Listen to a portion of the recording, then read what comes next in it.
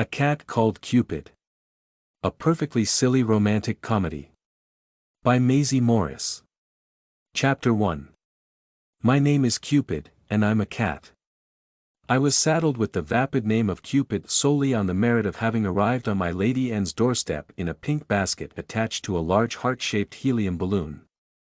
Someone, I've heard the name Dave mentioned from time to time in connection with my early origins, had tied a pink bow around my neck.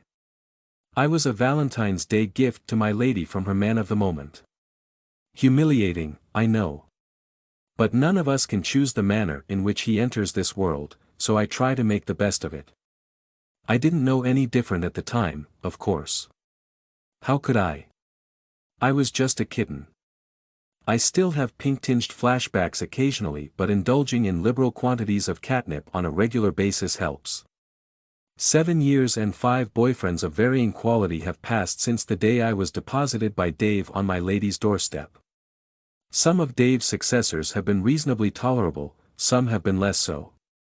However, the present male human excrescence who possesses the honored title of my lady's boyfriend is the worst. By far. Jimmy is a blatant and unrepentant cat hater. Cat hater is constantly indulging in gratuitous, and highly questionable, comparisons between cats and dogs. Dogs are more intelligent than cats, he claims. He's obviously never tried to engage in a thoughtful discussion of current events with Fred the Mastiff from 12B. Cat hater also claims that cats have disgusting habits. He can't understand why any animal would want to lick itself clean. In my opinion, we'd all benefit if he'd start licking himself clean. Believe me, those gallons of cheap cologne he splashes on as a substitute for showering after he's done at the gym aren't fooling anyone. Cat haters' misguided views on the supremacy of dogs are not the only reasons he makes for an unattractive accessory to one's existence. For one thing, he hangs around my lady's apartment far too much. I understand he has gainful employment somewhere, but one would hardly know it based on the number of hours he spends lying on Anne's couch watching football and other projectile-based sports at full volume. Another of his unsavory qualities is that he's incredibly careless with his feet. Sometimes, I think he steps on my tail on purpose. Clearly, my life would be immeasurably improved if Cat Hater would take a proverbial hike. I suspect my lady and is not completely convinced that Jimmy is the supreme deity's gift to female humankind either. I think my lady suspects that Cat Hater is stealing from her. I know he is. It amazes me what Cat Hater will do under my watchful eye. It's as if he doesn't think I'll notice if he sneaks the odd 20 from my lady's purse. Anne's not much of a girl for getting all teary-eyed, with the exception of isolated circumstances, which I'll address later, but lately, she's been crying several times a week. These tearful episodes invariably commence after Cat Hater departs for his own domestic premises, thank the supreme deity that he still maintains his own private quarters somewhere several miles away, and I do my best to provide aid and comfort. I make it my invariable policy to jump up on Anne's lap and provide her with the most ameliorative purring I can produce. Hard on the vocal cords, of course, but what's my alternative? I've found that drinking from the toilet bowl, rather than from my water dish in the kitchen, helps soothe the larynx for some reason. My efforts at quieting my lady's distress meet with mixed results. Sometimes they are effective. Sometimes not. On those occasions when my efforts fail, Anne usually turns to her friend Flavia. If I were feeling more generous, I would describe Flavia as a kind and gentle soul. But I'm not feeling generous, I'm feeling truthful, and the truth is that Flavia is a sentimental sop. When I tell you that, on more than one occasion, Flavia has patted me on the head and addressed me as, "You poor sweet pooty-poo," you'll understand my objections to this misguided creature's displays of affection toward me. Fortunately, Flavia lives 45 minutes away, so the bulk of my lady's communications with Flavia take place over the phone. My point is that the whole denigrating display of emotion and the subsequent hashing out should never have been necessary in the first place. And does not deserve to cry, and that odious Cat Hater is completely to blame for the current miserable state of affairs. It was about a month after my lady's crying jags had become a regular part of our domestic routine that I made the acquaintance of the cutest little Siamese lady cat who'd recently moved in downstairs. She's a thing of beauty, big green eyes, long whiskers, and a tail that goes on forever. It wasn't until we'd been carrying on a standing flirtation for almost a week that I discovered she was more than just a pretty face. She came complete with the most perfect male companion human in existence. I'm basing this admittedly bold assessment on the fact that, before we'd even been formally introduced, this man among men offered me an entire can of tuna. No doubt, at some point during my early weeks of life, my mother had warned me against accepting offers of food from strangers. I don't remember, to be honest. My early weeks are a bit of a blur. I do have a hazy recollection of vicious competition for access to our food source, and I recall a couple of siblings who seemed to enjoy nothing better than using me as their own personal mattress. At any rate, this early warning about taking food from the hands of strangers, assuming my mother ever got around to issuing it, was no match for the rich aroma of tuna emanating from the open can. The man downstairs, I'd later learn his name was Craig, showed even greater sensitivity by allowing me to lick the can clean and apply a dampened paw to the juice which had splattered on my chin before attempting to ingratiate himself even further by scratching me behind the ears. It was not many days later, after my relationship with Craig had passed the viability stage, I'd allowed him to rub my belly as a testament to our eternal bond, that I made a momentous decision. I'd been born for a reason. I guess we all are, but some of us are called to greater tasks than others. Some are called to be mousers. Others are born to bring comfort to the elderly. Some are merely meant to be ornamental. I'm referring here to show cats, a useless breed if I ever saw one. One would almost be willing to lump show cats in with poodles and those little yappy dogs named after highly processed meat products. But I digress. At the moment of my epiphany, I would have appeared to any passerby to be an ordinary cat dozing in a patch of sunlight while enjoying the companionship of an attractive member of the opposite sex. But I was no longer an ordinary cat. I was a cat awakening to his life's purpose. I was a cat about to live up to his name. I would save my lady from the odious cat hater who was doubtless leading her down a road to a life of misery. She was already washing his socks, and what could be a more sinister harbinger of things to come than that? I couldn't let it happen. I wouldn't let it happen. I stood up and stretched. Bella, my beautiful companion, opened one eye. I emitted a confident and committed meow. I had spoken. No longer would I simply be a cat called Cupid. I would be Cupid. Lofty resolve is fine and good, as far as it goes, but I soon discovered that the will to win was not enough. I needed a plan of action, and I didn't have the foggiest where to begin. I finally decided that the best place to start was not in the camp of the enemy. Initially, I'd contemplated a brazen attack. I'd fantasized about clawing Cat Hater's favorite jacket to shreds and peeing in his shoes, not that that wouldn't have simply improved their aroma, although I doubt he would have agreed with me.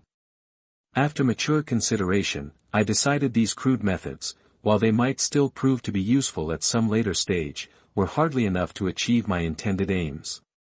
A frontal attack might easily backfire.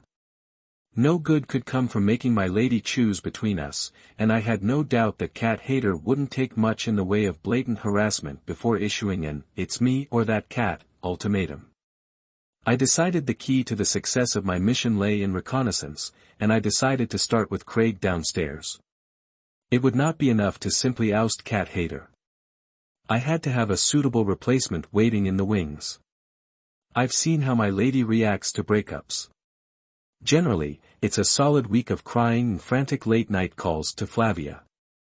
Then the place gets strewn with empty tubs of pre-made cookie dough, chocolate wrappers, and take-out containers.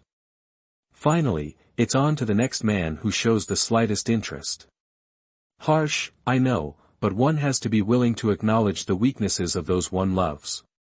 I started by hanging around outside Craig's door. This was not an unpleasant task because, sooner or later, Bella was sure to show up and give me a glimpse of her glorious whiskers. I'm a master of impersonation, and I soon became proficient at imitating the tone and timbre of Bella's meow. Some, less secure in their status as tom cats, might shrink in horror from such a task. I, however, did not find it emasculating. It takes a confident tom to be comfortable getting in touch with his feminine side. My mastery of Bella's meow had its intended effect. I'd pour on the pathos, Craig would open the door, and I'd dart in. More often than not, Bella would emerge, stretching and yawning, from behind a curtain or under the bed, but by that time, the damage was done. I'd already breached the fortress. Once inside, I would make myself as inconspicuous as possible. I'd curl up in a chair or find a quiet spot to lurk under the kitchen table. It was in this way that I gathered a wealth of information about Craig and his personal habits. I established almost immediately that there was no lady on the premises unless one counted Bella, and this came as a welcome relief. I had not been looking forward to the task of extricating Craig from the clutches of some human female. I was experiencing quite enough anxiety while contemplating the enormity of the task of ousting Cat Hater.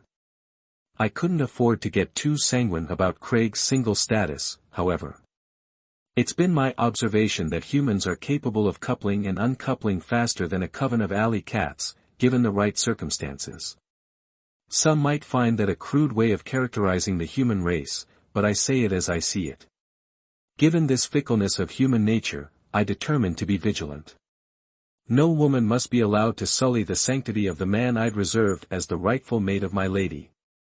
Vigilance proved to be exhausting. One can be vigilant with one's eyes closed. After all, human beings are notorious for being unable to complete the simplest of tasks without producing an amount of noise equal to a herd of elephants passing over a tin bridge, not that I'm claiming to have actually witnessed such a phenomenon. The problem with closing one's eyes, however, is one's propensity to then fall asleep. Staying awake was essential. I took to sneaking clandestine sips of my lady's coffee in the mornings while she was distracted. Coffee seemed to work wonders for her. The first time I tried it, I drank far too much and spent the next several hours with a pounding heart and quivering whiskers. I started at the slightest sound. Mrs. Jackson from next door dropped a plate, and the crash sent my heart to my throat.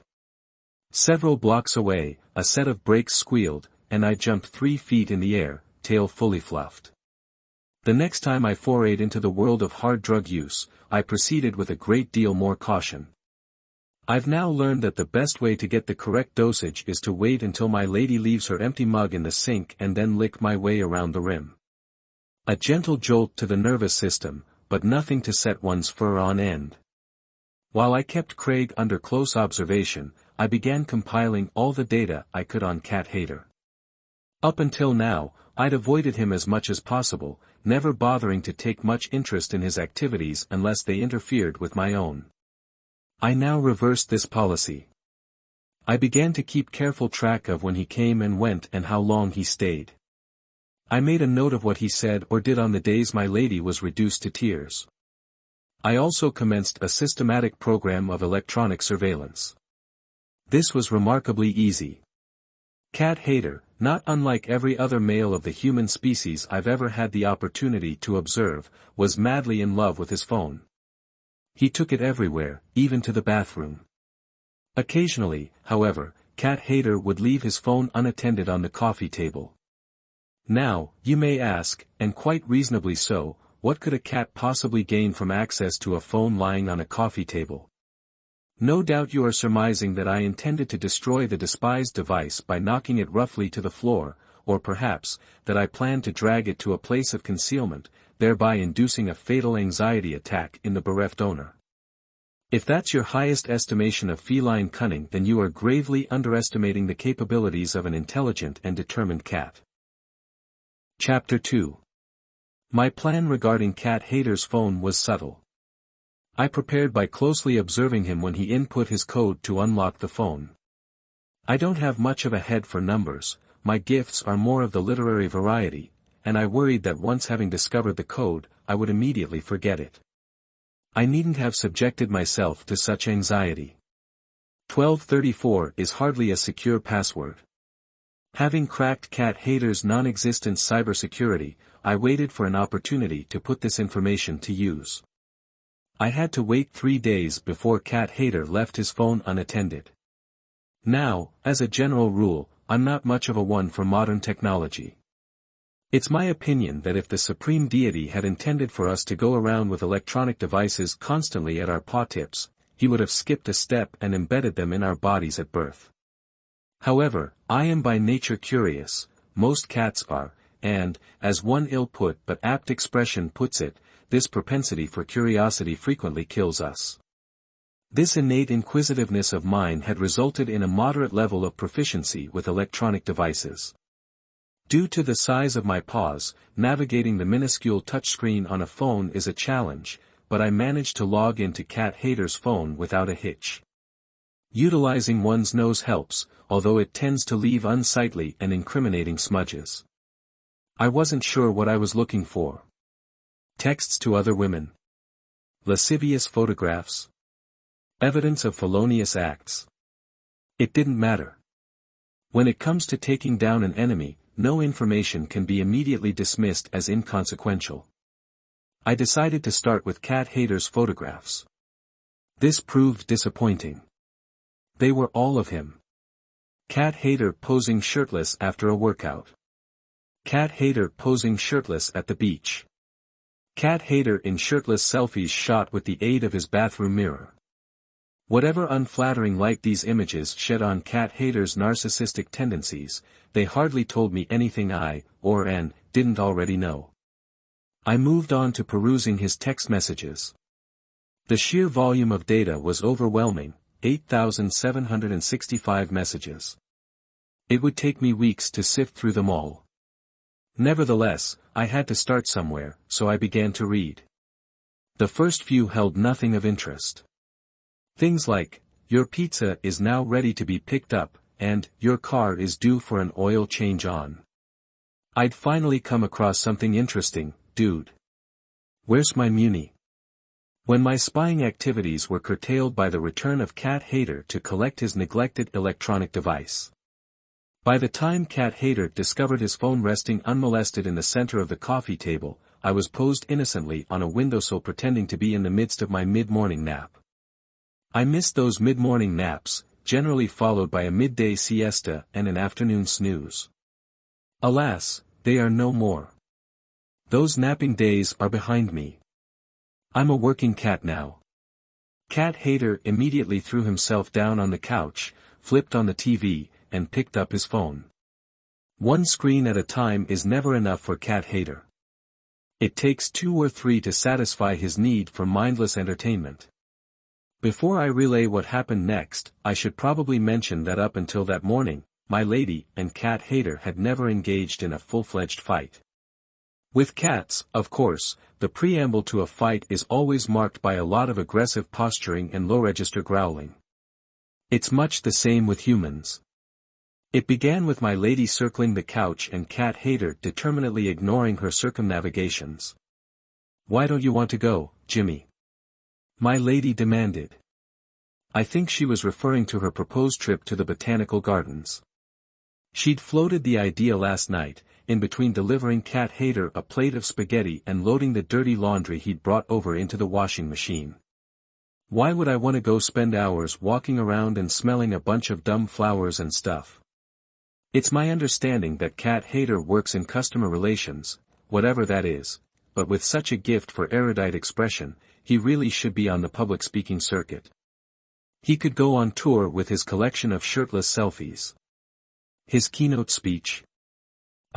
These are some sick pics I took of myself. I'm so hot. That's it. Any questions? It's cruel to mock the congenitally intellectually disadvantaged, I know, so I try not to indulge in it too often, even when the object of my derision so clearly deserves it. To that end, I turned my attention back to the present and found that the argument was still going strong. But we never do anything together anymore. Anne was saying. What do you mean we don't? I'm over here every evening. That was absolutely true. Cat hater was there every evening. And most weekends. By doing things together, I don't mean you hanging out here watching TV. Cat Hater couldn't come up with a snappy comeback for that, probably because it was the unvarnished truth, so he just grunted, which seemed to enrage my lady. You think cooking supper for you every night, doing your laundry, and propping up your sad little ego makes me happy? I'll tell you one thing. We never got to find out what that one thing was because my lady picked up a porcelain figurine of a puppy in repose off the coffee table, tawdry and tasteless I know, but don't be too hard on her, we all have lapses in good judgment when it comes to matters of style and taste. You're gonna throw that puppy at me?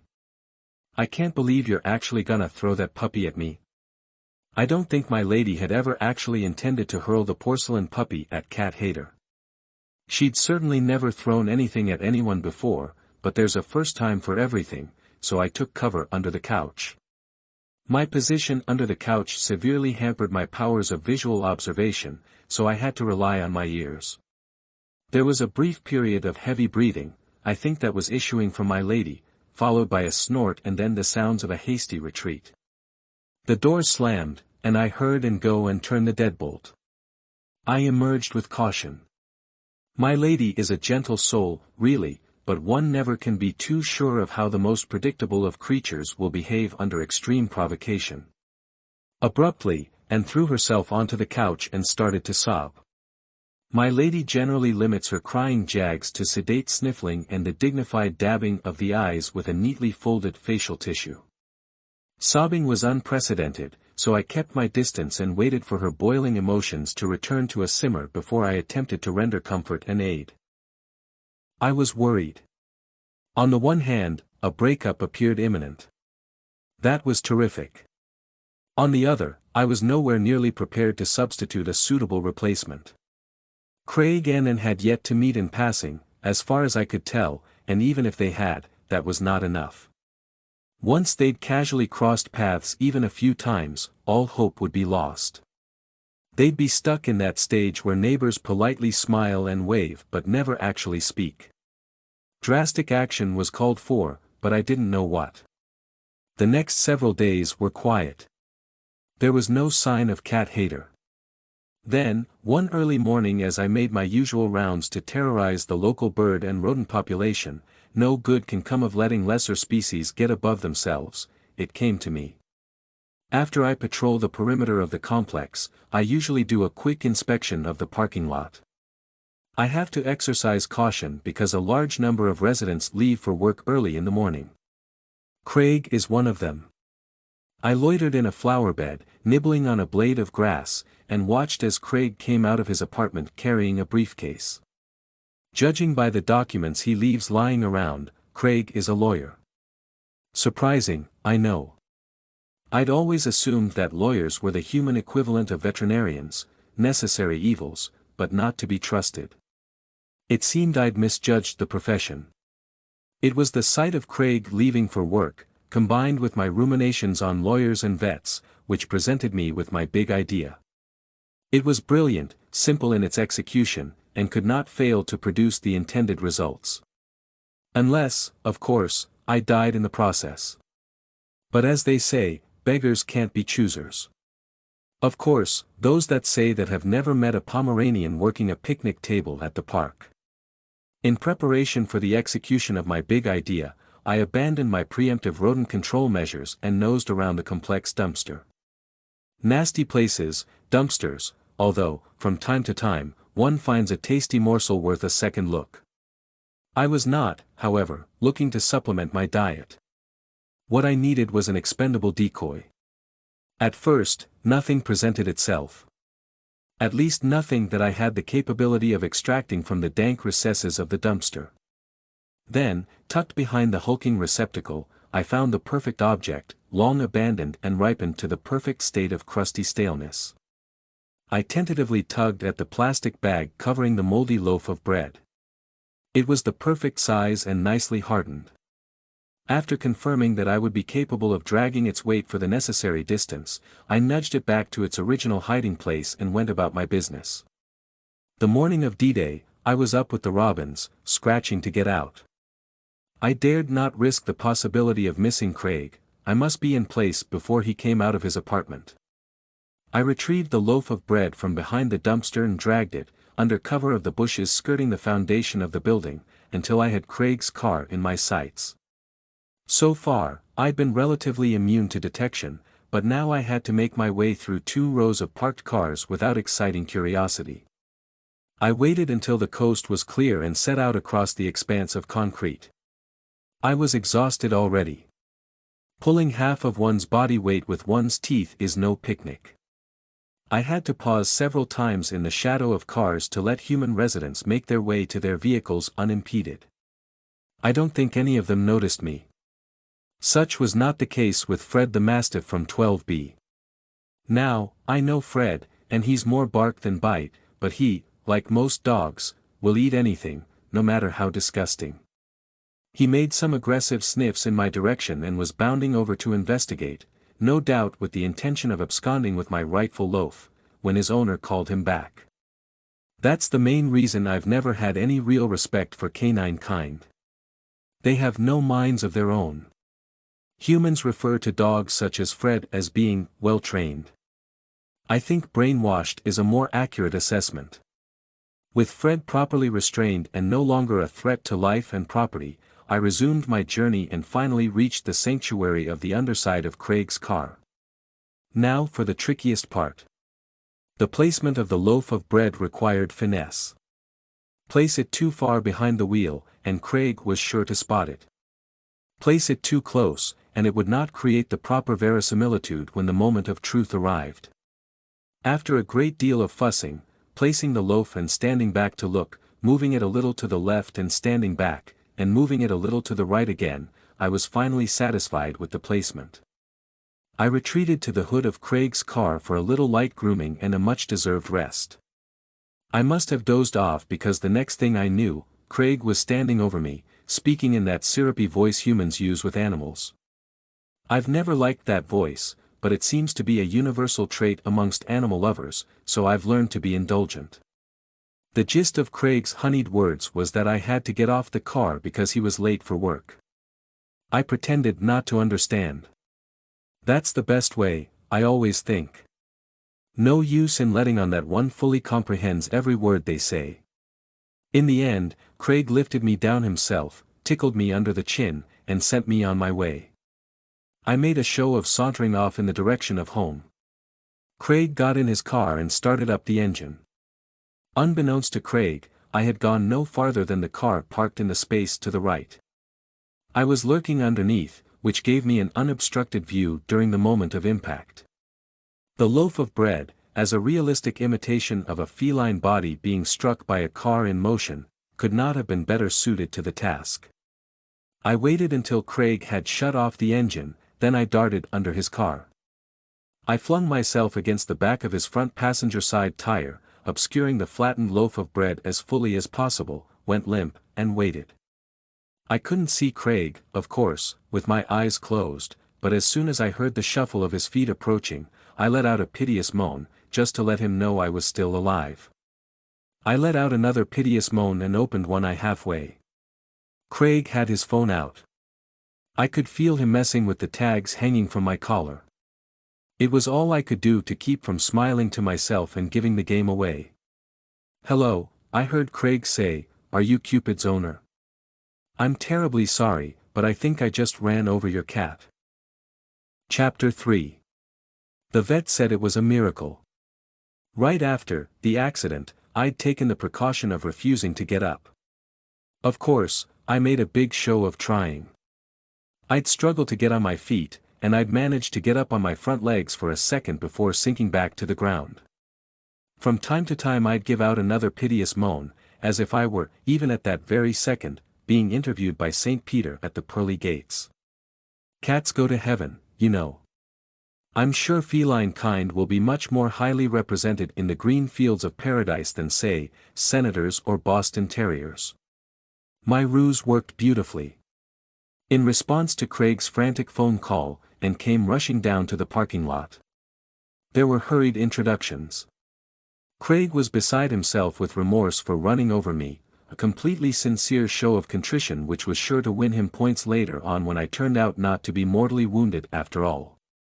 and stayed beside me while Craig went to get a box lined with a clean towel. On his return, Anne lifted me into the box, and we all got into Craig's car and made a long, silent journey to the animal hospital. I had hoped for more in the way of chit-chat, but I suppose the presence of my apparently broken and possibly expiring body in the box on Anne's lap put a damper on things. The vet did a very thorough exam. After a check of my vital signs had been dispensed with, I was bundled off to the X-ray. "No broken bones," said the vet. "It's a miracle." Anne was so relieved that she started to cry. Craig, who'd remained with us throughout, patted her awkwardly on the shoulder. "Normally," the vet said, "I'd suggest keeping him here overnight, but with no broken bones and no evidence of internal injuries." "I just don't understand it," said Anne. "There's not a scratch on him." "I'm amazed, too," said the vet. "But, animals often surprise us with their resilience." They took me home. Craig accompanied us up the stairs, and, after Anne set my box down in a sunny spot on the living room floor, they exchanged phone numbers. "I can't say how sorry I am," said Craig. It was the 50th such of similar statements. What followed was a lot of back and forth about who should take responsibility for the vet bill. It seemed that Craig had already paid it, but Anne argued that he couldn't be blamed. It was her fault for letting me wander free. If Cupid, referring to me, of course, didn't know enough to stay out from under cars, then perhaps he, again, referring to me, should be an inside-only cat. I seethed with indignation. Inside-only cat, indeed. And after I'd risked life and limb for her future happiness. However, my wounded feelings were soothed considerably when, after Craig had departed, Anne opened a can of salmon and coaxed me to eat. I couldn't wolf it down, of course. I certainly wanted to. I'd missed my breakfast, and the old tummy was putting up a hearty protest, but I restrained myself and took small feeble bites. No good could come of a premature recovery. I lazed around the apartment for another couple of days. I was hoping that if I waited long enough to agitate for a return to my former free-range lifestyle that my lady would have forgotten that I was too stupid to be let out on my own. I wasn't, of course, stupid, but there is always a price to pay for feigning ignorance. It was during the 3rd day of my confinement when Cat Hater came crawling back on his hands and knees. Not literally, of course. That would have been too dignified. No, the groveling came in the form of a series of texts, each one more loathsome than the last. It is my theory that Cat Hater had realized that getting takeout every night quickly adds up. Either that, or he'd run out of clean socks. Whatever the real reason, it was not the one he gave. I sat on the back of the couch and peeked over Anne's shoulder as the revolting volley of messages came through. I won't subject you to a play-by-play, but I will reveal that there were a lot of PLZs and UNO I love you babies. Why the human male persists in the belief that comparing a fully grown woman to a puking, crying, pooping, newly minted juvenile is an appropriate term of endearment I'll never know. Against all expectations, and reason, my lady took him back. Within the hour, Cat Hater was back in his customary spot on the sofa. He arrived without dirty laundry, however. I suppose even the dimmest of human males knows when not to push his luck. Later that evening, when Cat Hater left his phone sitting unguarded on the couch, I took this opportunity to resume my survey of Cat Hater's text messages. This time, tucked in amongst a lot of idiotic back and forth about football between Cat Hater and some guy named Rory, I struck gold. There was another woman. Her name was Vanessa. It appeared that Cat Hater and Vanessa had become acquainted online, and although their relationship had not yet progressed to the actual meeting stage, this Vanessa and Cat Hater had been communicating almost daily for months. In almost every instance, the tenor of their texts soon degenerated into the obscene. Some of the indecent suggestions Vanessa put forward would have been enough to make a feral feline with 22 litters of unknown patriarchal parentage blush from tail tip to whisker. I finally had concrete evidence of what I'd suspected all along. Cat Hater was cheating, or close enough. Unfortunately, being in possession of this incriminating information did me no good unless I could figure out a way to use it against him. I could hear Cat Hater, who'd stepped out with a 20 supplied by my lady to buy a 6-pack and hot Cheetos from the convenience store at the corner, coming up the stairs outside, so I hastily signed off and knocked the phone into a little crevice between the seat cushion and the arm of the couch. I then curled up over the crevice and pretended to be asleep. I wanted to see how Cat Hater would react to finding that his phone had gone missing. He didn't react well. "I'm sure it will turn up," and said, but Cat Hater went on a rampage. He looked under the magazines on the coffee table. He checked to see if it had slipped under the couch. He even took off most of the cushions and checked beneath them. I hissed at him when he tried to dislodge me, so he skipped the one I was lying on. In the end, he had to go home bereft of his phone. You'd think he had lost an arm, the way he carried on about it. After Cat Hater went off in a huff, and went to bed, I waited an hour and then extricated Cat Hater's phone from its hiding place. I signed in. Now came the challenge. As you might imagine, it's very difficult to text without fingers, but eventually, I managed to tap out a message with my nose, which did the trick. There were a lot of missing and extra letters, and it's a testament to Cat Hater's lack of literacy that Vanessa didn't catch on that she wasn't communicating with the real thing. Shortly before 1 in the morning, my lady's doorbell rang.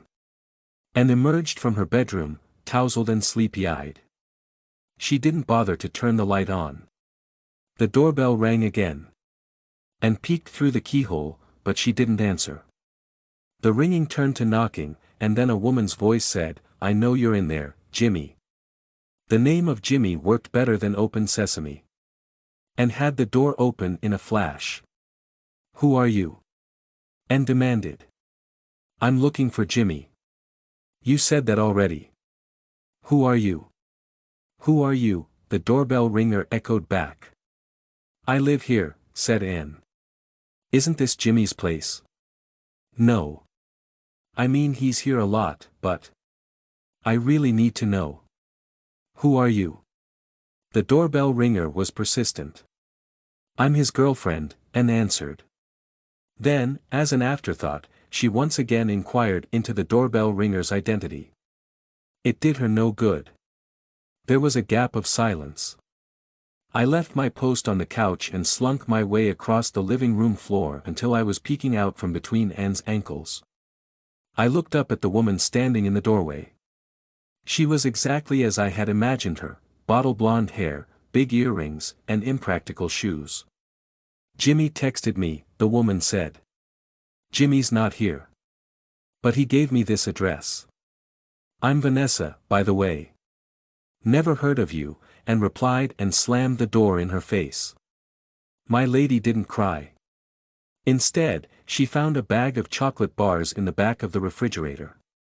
I felt sick just watching her, but then I'm not much of a one for sweets. I retreated to the living room, partly because it's always revolting to watch another creature gorge themselves, but mostly because now that part A of my nefarious scheme was out of the way, I had a little groundwork to lay for part B. I nudged the phone out from under the coffee table where I'd left it after texting Vanessa. I activated the touch screen and signed in. I meowed politely, but the fascination of the chocolate must have been too strong. My lady didn't even acknowledge me. I meowed a bit louder. And went right on tearing off chunks of candy bar as if she were taking bites out of Cat Hater's arm and liking it. Never eat in anger, I've always said, but my lady obviously subscribes to a different philosophy. To each his own. Desperate times call for desperate measures, so I gave up on meowing and emitted a full-on fur-raising war cry. It was a yowl capable of putting the most battle-hardened of alley cats on notice, and it certainly got Anne's attention. She dropped the candy bar and hurried over. At first, the focus was all on me, but I calmed right down and started giving myself a tongue bath, so it wasn't long before she discovered the phone. She picked it up and took it back to the kitchen table. For a few minutes, there was nothing, then, there was a ding that indicated a new text had been delivered. It was not long after that when my lady emitted a noise not unlike the yowl I had unloosed earlier. It, too, was a battle cry. Cat Hater was dead meat. The following evening, at the usual time, Cat Hater arrived at the apartment.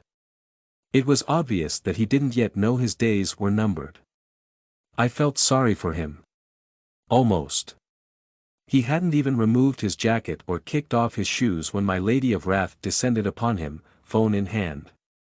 "I found your phone," she said. It was like the calm before a storm. She might have been informing him that she was making lasagna for dinner or asking if he'd remembered to pick up a gallon of milk on the way over. Great! Cat Hater grabbed his phone and clutched it to his chest. For one revolting moment, I thought he might kiss it. Cat Hater and his phone share a profound emotional bond. But he didn't kiss it. He just put it in the front pocket of his shirt, nestled next to his heart. "You missed a text last night," my lady informed him. Did I? Cat Hater planted a kiss on my lady.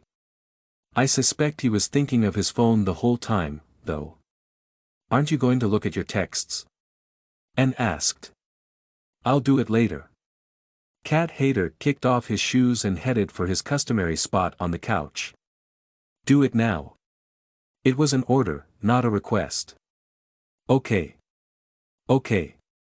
If you want me to look at my texts, I'll look at my texts." I could have told him that getting defensive would do him no good, but at this point, I didn't think anything would do him any good, so I retreated to the top of the bookcase by the window just in case my lady was once again contemplating using that porcelain puppy in repose as a projectile. Cat Hater looked at his texts. "What is this? I never sent any text like this." "Well, that's not exactly what he said, but that's the substance of the blue streak he emitted. I'll spare your ears the strong language."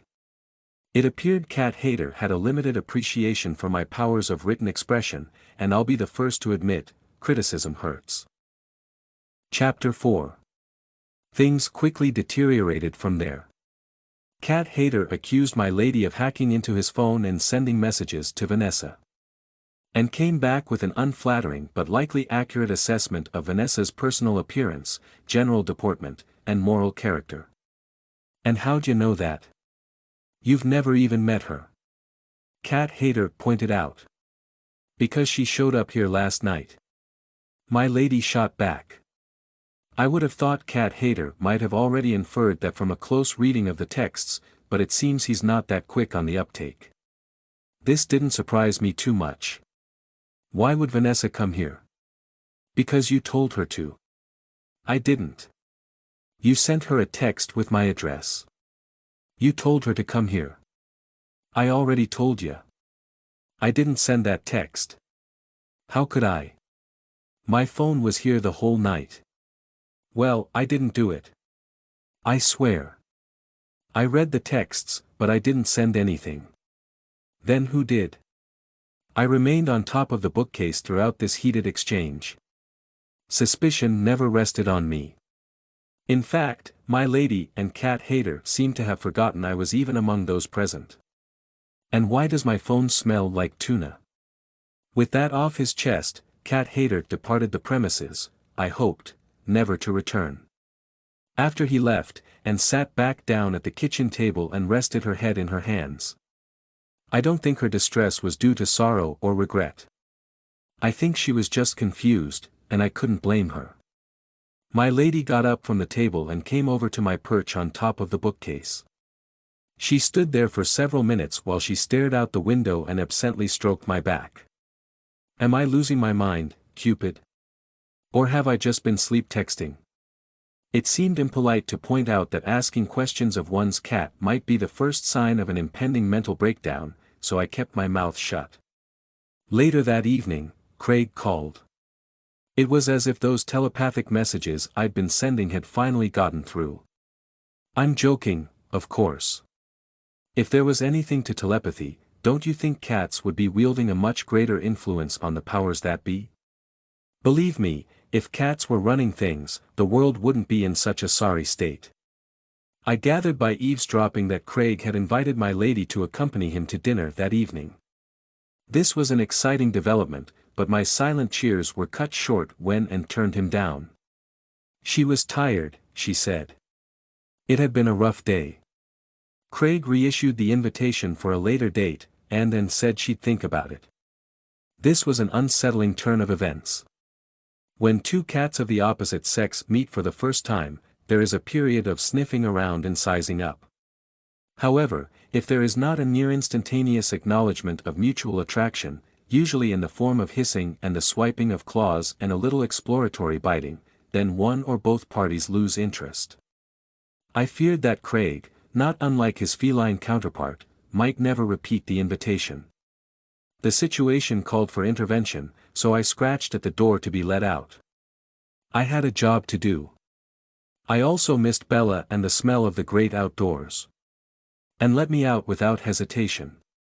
She seemed to have forgotten her resolution to confine me to quarters. The poor thing was obviously distracted. This worked to my advantage. I hurried downstairs and did my best Bella impersonation in front of Craig's door. It worked like a charm.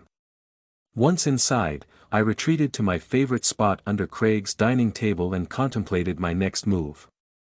I'd briefly toyed with the idea of feigning a relapse of my old injuries. A dramatic collapse followed by a period of piteous moaning would be guaranteed to lure Craig into returning me to my lady and thus re-establishing contact. But I soon dismissed this course of action as being more of a personal sacrifice than I was willing to make.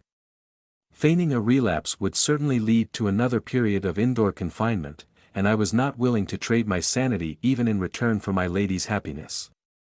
I decided until I thought of something better, to use my time to figure out where Craig's strengths lay. As far as I'm concerned, competency in operating a can opener and a solid technique for scratching behind one's ears go a long way. Unfortunately, the human female possesses considerably more complex needs and desires. As I'm sure you've already realized, my lady is not all that picky when it comes to men, but it couldn't hurt to figure out if Craig had any unusual qualities which might be exploited to his advantage. I decided to do another survey of Craig's bedroom, so I stealthily left my post under the table and nosed the bedroom door open. At first, I didn't find anything of interest. Craig is not neat, and I say this as a creature with a healthy appreciation for disorder. A bare floor is a cold floor, I've always believed, and it's nice to have a variety of empty boxes and bags to crawl inside when one craves a quiet retreat. I picked my way over piles of shoes and discarded articles of clothing. I came within an ace of toppling a stack of magazines next to the bed, and, when I leaped up onto the nightstand, I upset an empty glass and knocked a random assortment of articles to the floor. These landed soundlessly on the carpet. I doubted Craig would notice for weeks that anything was out of place. From my vantage point on the nightstand, I took a look around. Then I saw it, the key to Anne's heart, the object which would make Craig appear to be a man among men. I jumped down and hurried over to take a closer look. If there's one thing I've learned about human beings, it's that they are remarkably open to suggestion. You have only to bring something to their attention, and they invariably believe they thought of it themselves. To that end, I knocked the guitar over. It toppled with a satisfying crash and jangle of strings. I made a hasty retreat under the bed and waited. I didn't have to wait long. "Bella!" Craig yelled. He obviously thought she was the culprit. This was unfortunate, but I'd make it up to her. From my vantage point under the bed, I watched as Craig righted the guitar and stood there looking at it. Then, just as I'd expected, he picked it up, carried it to the living room, and started to tune it. This was the moment of truth. If Craig were totally talentless, then my efforts would have been in vain. I don't have much of an ear for music, my tastes run more along the lines of those recordings of birdsongs humans listen to when they suffer from insomnia. Nevertheless, even I could tell that Craig was good. Very good. I waited until he was warmed up and had started to sing along, he had a pleasant tenor voice, and emerged from under the bed. I went to the door and scratched to get out. Craig put the guitar down and opened the door for me, but I declined to depart. I sat on the threshold and refused to budge. Craig tried picking me up, but I gave a hair-raising yowl the moment he touched me. It was an Oscar-worthy performance. Anyone within a mile would have been forgiven for believing I was being jumped by a medium-sized Rottweiler. Craig shrugged and returned to his guitar playing. Now, it's about this time in the evening when my lady makes it a habit of going down to the mailboxes and seeing what the U.S. Postal Service has brought this time, bills mostly, and magazines full of photographs of oddly dressed female humans who appear to have been chronically deprived of nourishment. I was worried that her distressed mental state might cause my lady to break her routine, but I needn't have been. Humans are creatures of habit, and I soon heard her footsteps on the stairs. It couldn't have been better timing. Craig was still playing and singing some song about love being like something until you've something or other. It doesn't matter.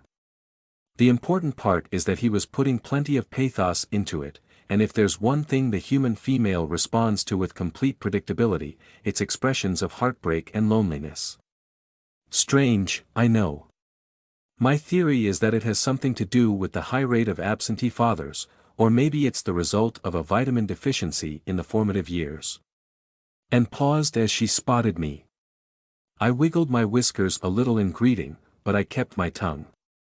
She stood there and listened to Craig's playing for a moment, then tiptoed over and tried to remove me by stealth.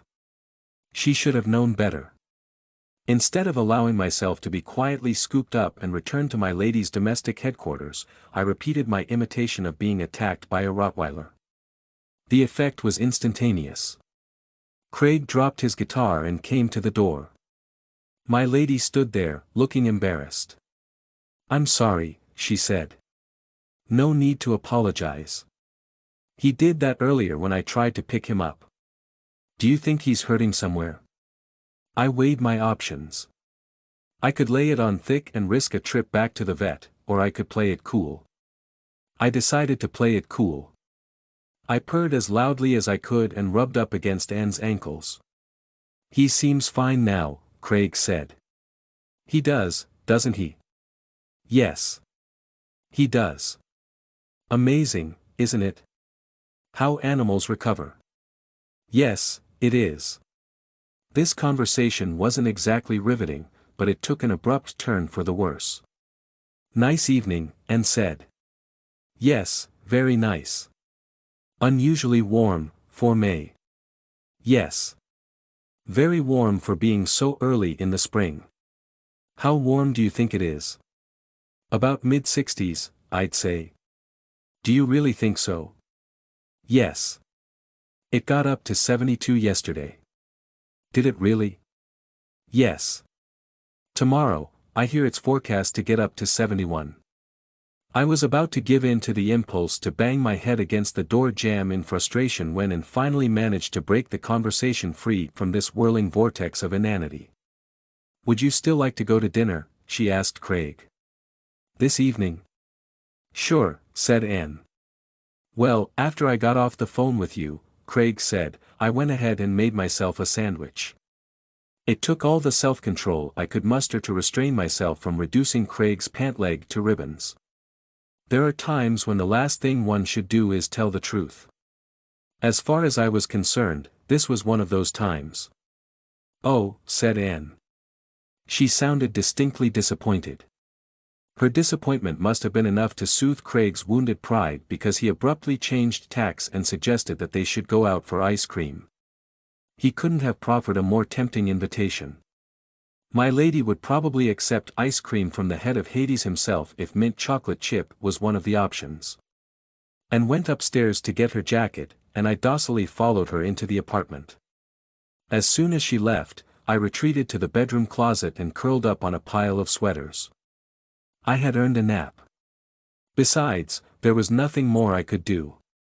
For now, it rested in the hands of the supreme deity. Even Cupid can only do so much. Chapter 5. It appeared that the excursion to get ice cream had been a success. Sort of. Over the next few days, I saw quite a lot of Craig, and so did Anne.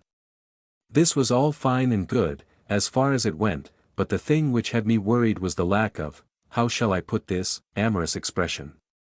It was obvious to me, from close observation of their rates of respiration, dilation of pupils, and other subtle changes in physiology, that both my lady and Craig were not averse to the notion of, at the very least, doing that weird thing humans do when they press their lips together and swap a little saliva. However, it appeared that neither Craig nor Anne was aware of this mutual attraction. It never ceases to amaze me how out of touch humans are with their more primitive urges. Craig came up to borrow my lady's vacuum cleaner, which resulted in an impromptu invitation to stay for supper. They say the way to a man's heart is through his stomach, and that may well be true, but it does no good if the woman in question hasn't an inkling that she's succeeded. I was worried.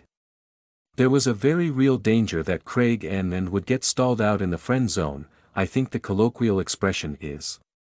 This could go on for years, each one fancying the other, and yet, neither one working up the courage required to do anything about it. Watching their timid approach to romance made me grateful to be a cat. Felines never get sucked into such endless tiptoeing around the question of, will we, or won't we? When it comes to cats, it's generally more a question of, behind that bush over there, or right here on the sidewalk. I also feared that absent encouragement from Anne, Craig might meet a more openly enthusiastic female and take the path of least resistance. My fears were soon realized. Not even a week later, as I made my way down to the bushes by the mailboxes for a tryst with Bella, I met Craig going out. The human male, as a rule, takes very little care of his appearance. I've met cats who've been forced by circumstance to set up housekeeping inside overturned trash cans who pay more attention to hygiene and grooming. However, there is an exception to this human male tendency to personal neglect, and that exception is when a man goes out on a first date. That's why, when Craig came out his door with his hair slicked back, wearing an ironed shirt and reeking of mouthwash, I knew he was on his way to meet a female human whom he hoped to impress. This was a sinister development. I could not stand idly by, so with a tinge of regret about postponing my appointment with Bella, I followed Craig out to the parking lot. I stayed close on his heels to avoid detection. He unlocked his car door and started to get in, then, providentially, his phone dinged, and he paused to read his text. If there is one thing I've learned from observing Anne's boyfriends over the years, it's that once a man has transferred his attention to an electronic device, one could drop a hammer on his head, and he wouldn't notice. Craig was no exception. By the time he had returned his attention to his physical surroundings, I was safely inside the car, crouched on the floor behind the driver's seat. I'll be the first to admit that I'm not much of a one for travel. I have a tendency to get a bit carsick, so I was relieved when we finally arrived at our destination 20 minutes later. Now, I could have revealed my presence as a stowaway right then and there, but I didn't.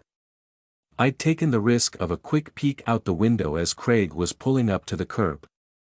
We were parked in front of a house, so I hunkered down and kept quiet. I wanted to get a good look at my lady's competition. I entertained myself while I waited for Craig to return with this female interloper by curling up in the back window and watching a trio of sparrows fight over something on the sidewalk. Craig returned with the female sooner than I expected, and I was so distracted by the sparrows that I was forced to make a hasty and undignified dive for the floor. I thought we'd go to this good Italian place I know, I heard Craig say as he started up the engine. Oh, I've gone low carb, the female said. Did I forget to tell you? I took a peek at this interloper. Craig must have seen something in her. I certainly didn't. She reminded me of those poor, undernourished creatures in Anne's fashion magazines. If she'd have consented to place herself in my capable paws, extremely unlikely, I know, the first thing I'd have done would have been to force-feed her a gallon of pasta. How about Thai? Craig asked. MSG is a carcinogen. French. I'm vegetarian. Pancake house. You could have an omelette. I'm lactose intolerant. Those places put whey in everything. Where would you like to go? Craig sounded flustered. I didn't blame him. There's this vegan raw place out by. But I'd heard enough. I'd given this emaciated creature a chance to charm me, and she had failed. I'm terribly fond of Craig, and if I'd really believed this woman was right for him, I would have considered letting nature take its course, even if that meant and lost out. However, this woman wasn't right for Craig. I wasn't sure she was right for anybody. I straightened my spine, filled my lungs with air, and let it out in a tremendous meow. It was a masterpiece of vocal expression, and the effect was instantaneous. "You have a cat in your car," the interloper screeched. Humans rarely resist the impulse to state the obvious. It must be the result of a glitch in the evolutionary process. Craig reached around and patted me on the head. "Oh, this is the neighbor's cat. He must have jumped in when I wasn't looking. We'll have to drop him off before." I hopped up on the back seat and tried to look nonchalant. I'm horribly allergic to cats. They make me puff up. Puffing up would be a marked improvement, but it seemed rude to point that out, so I flopped down on the seat and tended to a little deferred maintenance on my back left paw. I had one of those stubborn claws which just refused to shed. "Let me out." The interloper was frantic. She couldn't seem to figure out how to work the door lock. I could have done it for her, of course. One just jams one's paw down on the little button embedded in the armrest. I didn't, though. It's probably cruel of me, but I wanted to see what she looked like puffy. Craig let her out before I had a chance to observe the effect of my dander on her overactive immune system. It's just as well, probably. I'm not sure it would have been very much of an improvement. We drove home in silence. If Craig was disappointed, he did a good job of hiding it. He turned the radio up, not something I normally condone, but I was, after all, a guest in the car. He banged out a rhythm on the steering wheel. At one point, he actually whistled. It seemed that the low-carb eating, MSG-averse, lactose-intolerant vegetarian had already ceased to cast her spell. When we got back to the apartment complex, I refused to get out of the car. I clung to the seat with my claws. When Craig finally managed to pry me loose, I latched onto him instead. It's a testament to Craig's good nature that he didn't make more of a fuss about me sinking my claws into his shirt like that. I kept up a steady stream of pseudo-traumatized vocalizations. I laid it on pretty thick, and it worked. Instead of unceremoniously extricating himself when he'd carried me to the bottom of the stairs leading to Anne's apartment, he continued on up and knocked on my lady's door. Here's where advanced planning might have helped. Earlier in the evening, when I'd left for my tryst with Bella, my lady had been laying out her supplies to give herself a dye job. I think Anne would make a beautiful brunette, but for some odd reason, she insists on going red. This requires considerable upkeep, and it was in the midst of this upkeep that Craig attempted to deliver me back to headquarters. Craig waited in front of the door for a while after he rang the bell, but nothing happened. I'm sure that it wasn't that Anne didn't hear the bell. It's more likely that she was too embarrassed to answer the door wearing an old sweatshirt, with a plastic bag over her head and hair dye running down her face. I don't doubt that she peeked through the peephole, went quietly apoplectic, and prayed that Craig would go away and take me with him, which is exactly what he did. Craig took me back downstairs. I quickly recovered in the company of Bella and half a can of classy cat rations. I wasn't sure what to do next. If I scratched to get out and went back up the stairs, my evening's efforts would be wasted. True, I'd put the kibosh on Craig's date, but after getting a good look at the interloper and becoming acquainted with her misguided views on diet, not to mention her distasteful attitude toward cats, I didn't really think that would have ever gone far, even without my intervention. So I waited, and my patience was rewarded, first, by a little mutual light grooming with Bella on the back of the couch, and later, by a knock at the front door. Craig went to open it. It was Anne, looking a bit freshly dyed but otherwise presentable. "Are you looking for Cupid?" Craig asked. It was a pretty silly question. Anne was looking for Craig, and Craig, of all people, should have been able to figure that out, but he's remarkably lacking in perception. "Is Cupid here?" This was an even sillier question because my lady was looking right at me when she asked it. "Do you want to come in?" Craig asked. "Well, I ordered a pizza. Have you eaten yet?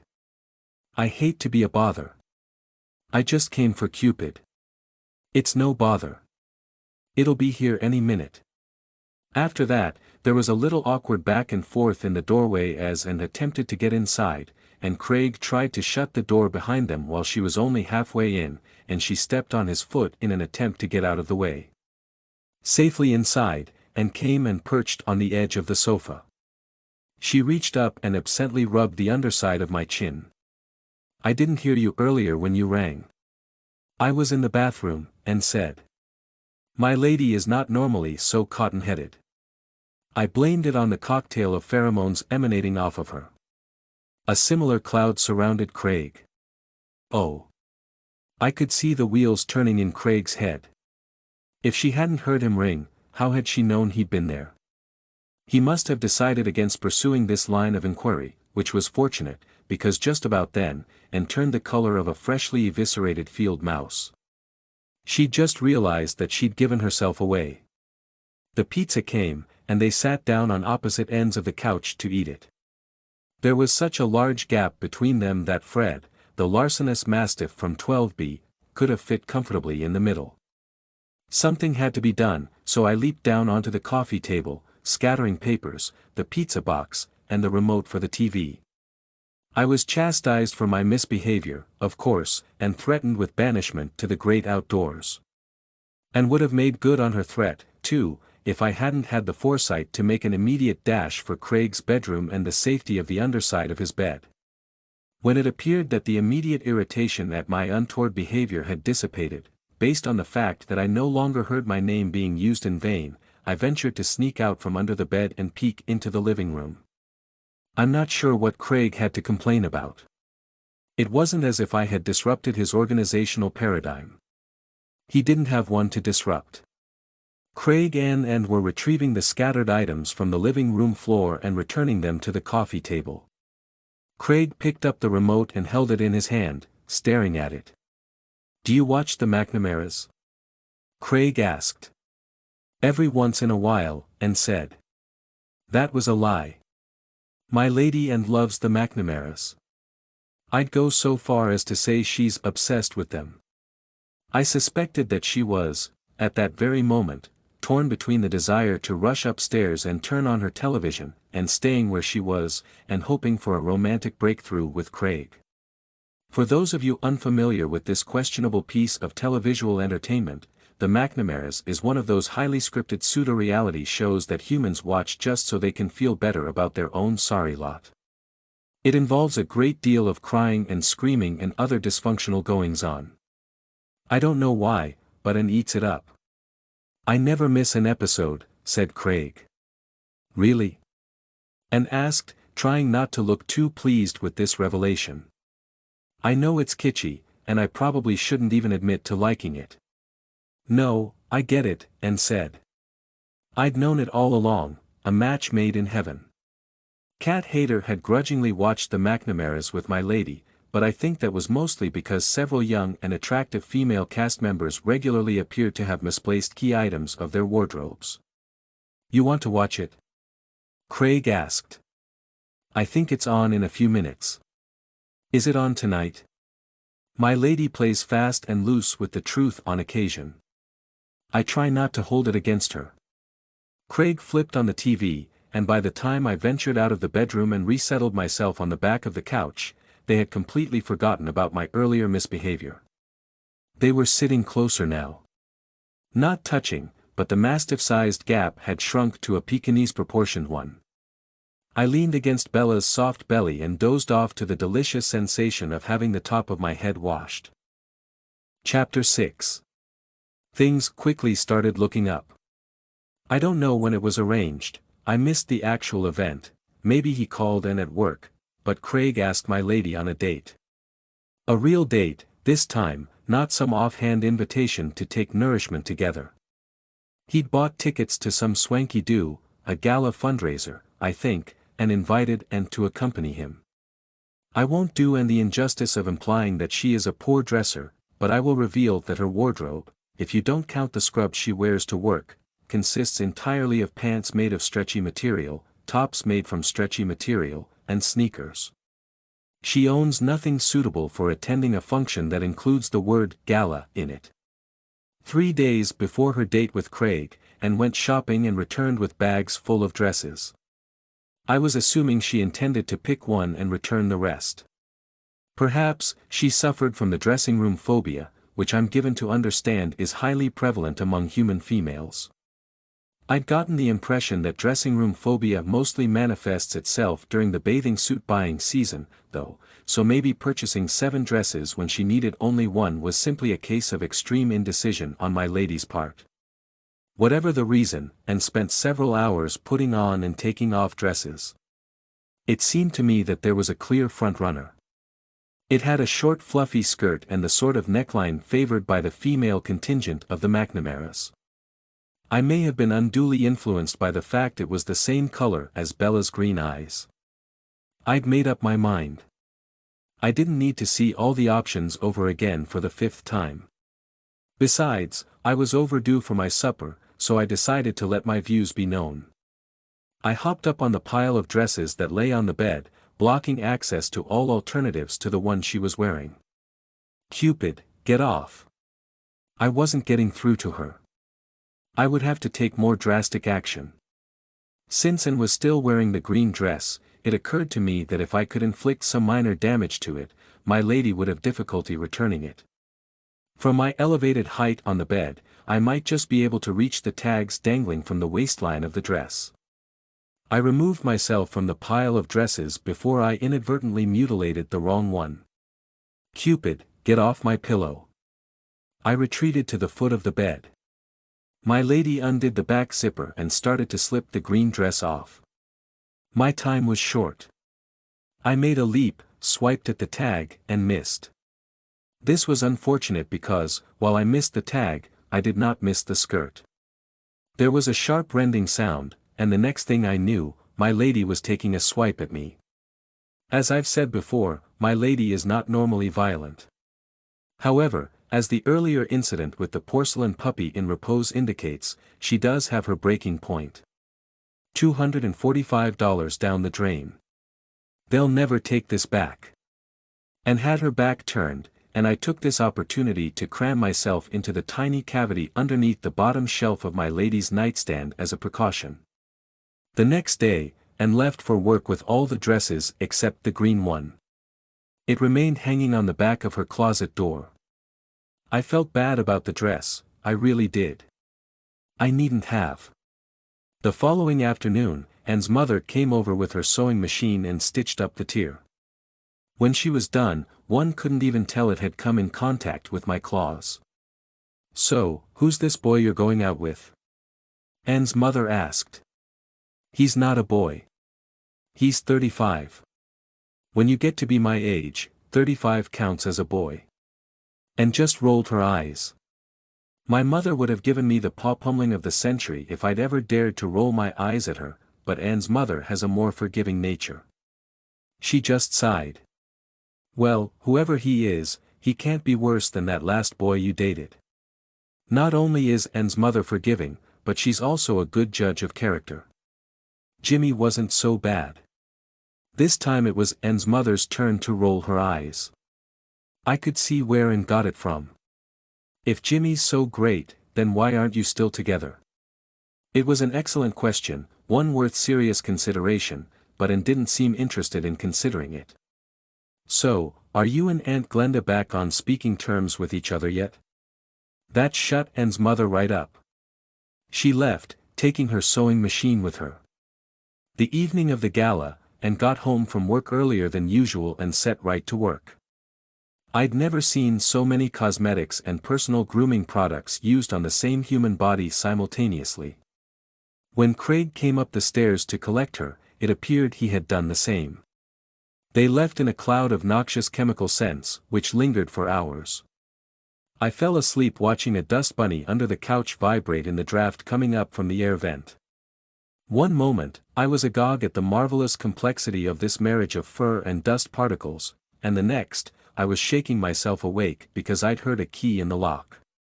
It was Anne, accompanied by Craig, returning from their gala evening. The cocktail of chemicals had dissipated considerably unless you count the swirling vortex of pheromones that surrounded them, so I roused myself, stretched, and sauntered over to offer a courteous greeting to our guest. "Decaf, okay?" and asked Craig, "or I have some herbal tea." I'd gotten the impression somewhere that inviting a human of the opposite gender up to your apartment late at night for a cup of coffee is usually code for something of a more libidinous nature. I think Craig was under that impression, too, because when and asked the question, he forgot he was scratching me behind the ears and stared at her. "Maybe I should just go," he said. "How about chamomile? That's the perfect drink before you go to bed." "Ah. Chamomile always relaxes me." And was leaning up against the counter in what can only be described as a deliberately provocative manner. I wondered how many glasses of champagne my lady had downed at this gala do, but I didn't like to ask. No good ever comes of pointing it out when others overindulge. "Okay, I'll have the chamomile," said Craig. He looked a bit scared. Craig drank his chamomile, but he'd barely drained the last drop when my lady grabbed him by the lapels of his jacket and practically dragged him to the couch. I stood and watched Craig and swap spit for a bit, but a little of that sort of thing goes a long way with me. I'm not what you'd call a voyeur, so I retreated to the kitchen to see if anyone had dropped anything on the floor worth cleaning up. A few minutes later, I heard Craig say, "Look. I really like you, but I think we'd better." My lady didn't say anything, she just went back to kissing him. I don't know if she didn't hear him or if her more primitive urges had long last kicked in. Craig finally broke free and made a run for the door. "I'll call you tomorrow," he said. "I promise." Then he was gone. My lady, considerably disheveled and flushed, heaved herself up off the couch and headed to bed. She didn't even bother to take the green dress off. And woke up the next morning rumpled and full of regret. "I made a fool of myself, Cupid," she wailed. I disagreed. She'd left Craig with no doubts about her inclination towards him, and, based on my belief that Craig was just as inclined towards her, I viewed her undignified behavior as a blessing in disguise. However, when a human female is upset, it's best just to let her talk, so I draped myself across my lady's knees and prepared to listen attentively. I got off easy. Instead of waxing eloquent on the theme of last night's flight of Craig from her apartment, and got out of bed and turned on the shower. While she was in the shower, I heard the doorbell ring. And couldn't hear it, of course, over the running water, so I went to the door to investigate. It was Craig. I could recognize his unique scent wafting through the crack under the door. He left something on the mat, whatever it was had a distinctly floral aroma, and went away. As soon as my lady stepped out of the shower, I set up a ruckus at the front door. I scratched and yowled. Anne, still draped in a towel, came out right away. "What is the matter with you?" she demanded. I'm not sure why she persists in asking me questions. I never answer her. Perhaps, she considers these inquiries to be purely rhetorical. She opened the door, and I bounded out, barely missing the vase full of flowers that Craig had left on the mat, Gerbera daisies, I think they were, or maybe I'm confusing them with some kind of baby food. Craig was exceeding my expectations. With no prompting from anyone, including yours truly, he'd made the perfect gesture. I went downstairs to congratulate him. When I got to Craig's apartment, no one was there. I scratched and meowed, hoping to establish communication with Bella through the door, but she didn't come either, so I went on my way. There was a rat problem developing around the dumpster, which I'd been meaning to deal with for some time. It doesn't do to let the rodent population get above themselves. I'm all for lulling prey into a false sense of security, but taking that tactic too far only leads to greater problems later on. The Gerbera daisies sat in a place of honor on the dining table for close to a week before they wilted and withered away. Initially, Craig's offering of flowers had cheered my lady up considerably and seemed to have gone a long way in making the memory of the gala evening aftermath fade to the status of a mildly amusing anecdote. However, when days passed, and Craig didn't call, the debacle came back to my lady in its full humiliating horror. I was just as confused as and Craig and Bella were nowhere to be seen. I toyed with the idea of an alien abduction, but I'd never heard of them taking a cat, although you'd think if aliens are as intelligent as people claim they are, felines would be the first thing they'd go for. Another strike against the alien abduction theory was the fact that Craig's car was also missing. I'd noticed it was gone when I'd set out to intimidate the dumpster rats on the morning that Craig brought by the flowers. It had been missing that morning, and I hadn't seen it since. There was no sign of Bella. Multiple times a day, I'd stand outside Craig's door and attempt to rouse someone within, but there was no response. I was worried. What if something had happened to Craig, and Bella was locked inside his apartment, slowly wasting away, too weakened with hunger to cry out for help? Finally, after several uneasy days and restless nights, mine and my lady's, the missing creatures, human and feline, resurfaced. "Where have you been?" and demanded when we met Craig outside his apartment. He was carrying a suitcase in one hand and Bella's crate in the other. It was the wrong tone to take, but I understood her point of view. She'd been worried. If it had been up to me, about day 3, I'd have picked up the phone and called Craig, but it hadn't been up to me. Don't ask me why my lady didn't think of it herself. Perhaps she didn't want to appear needy. Although, I don't know why she'd worry about a little thing like that, because she certainly didn't think twice about appearing rude. Craig took it well. He just laughed and said, "Why? Did you miss me?"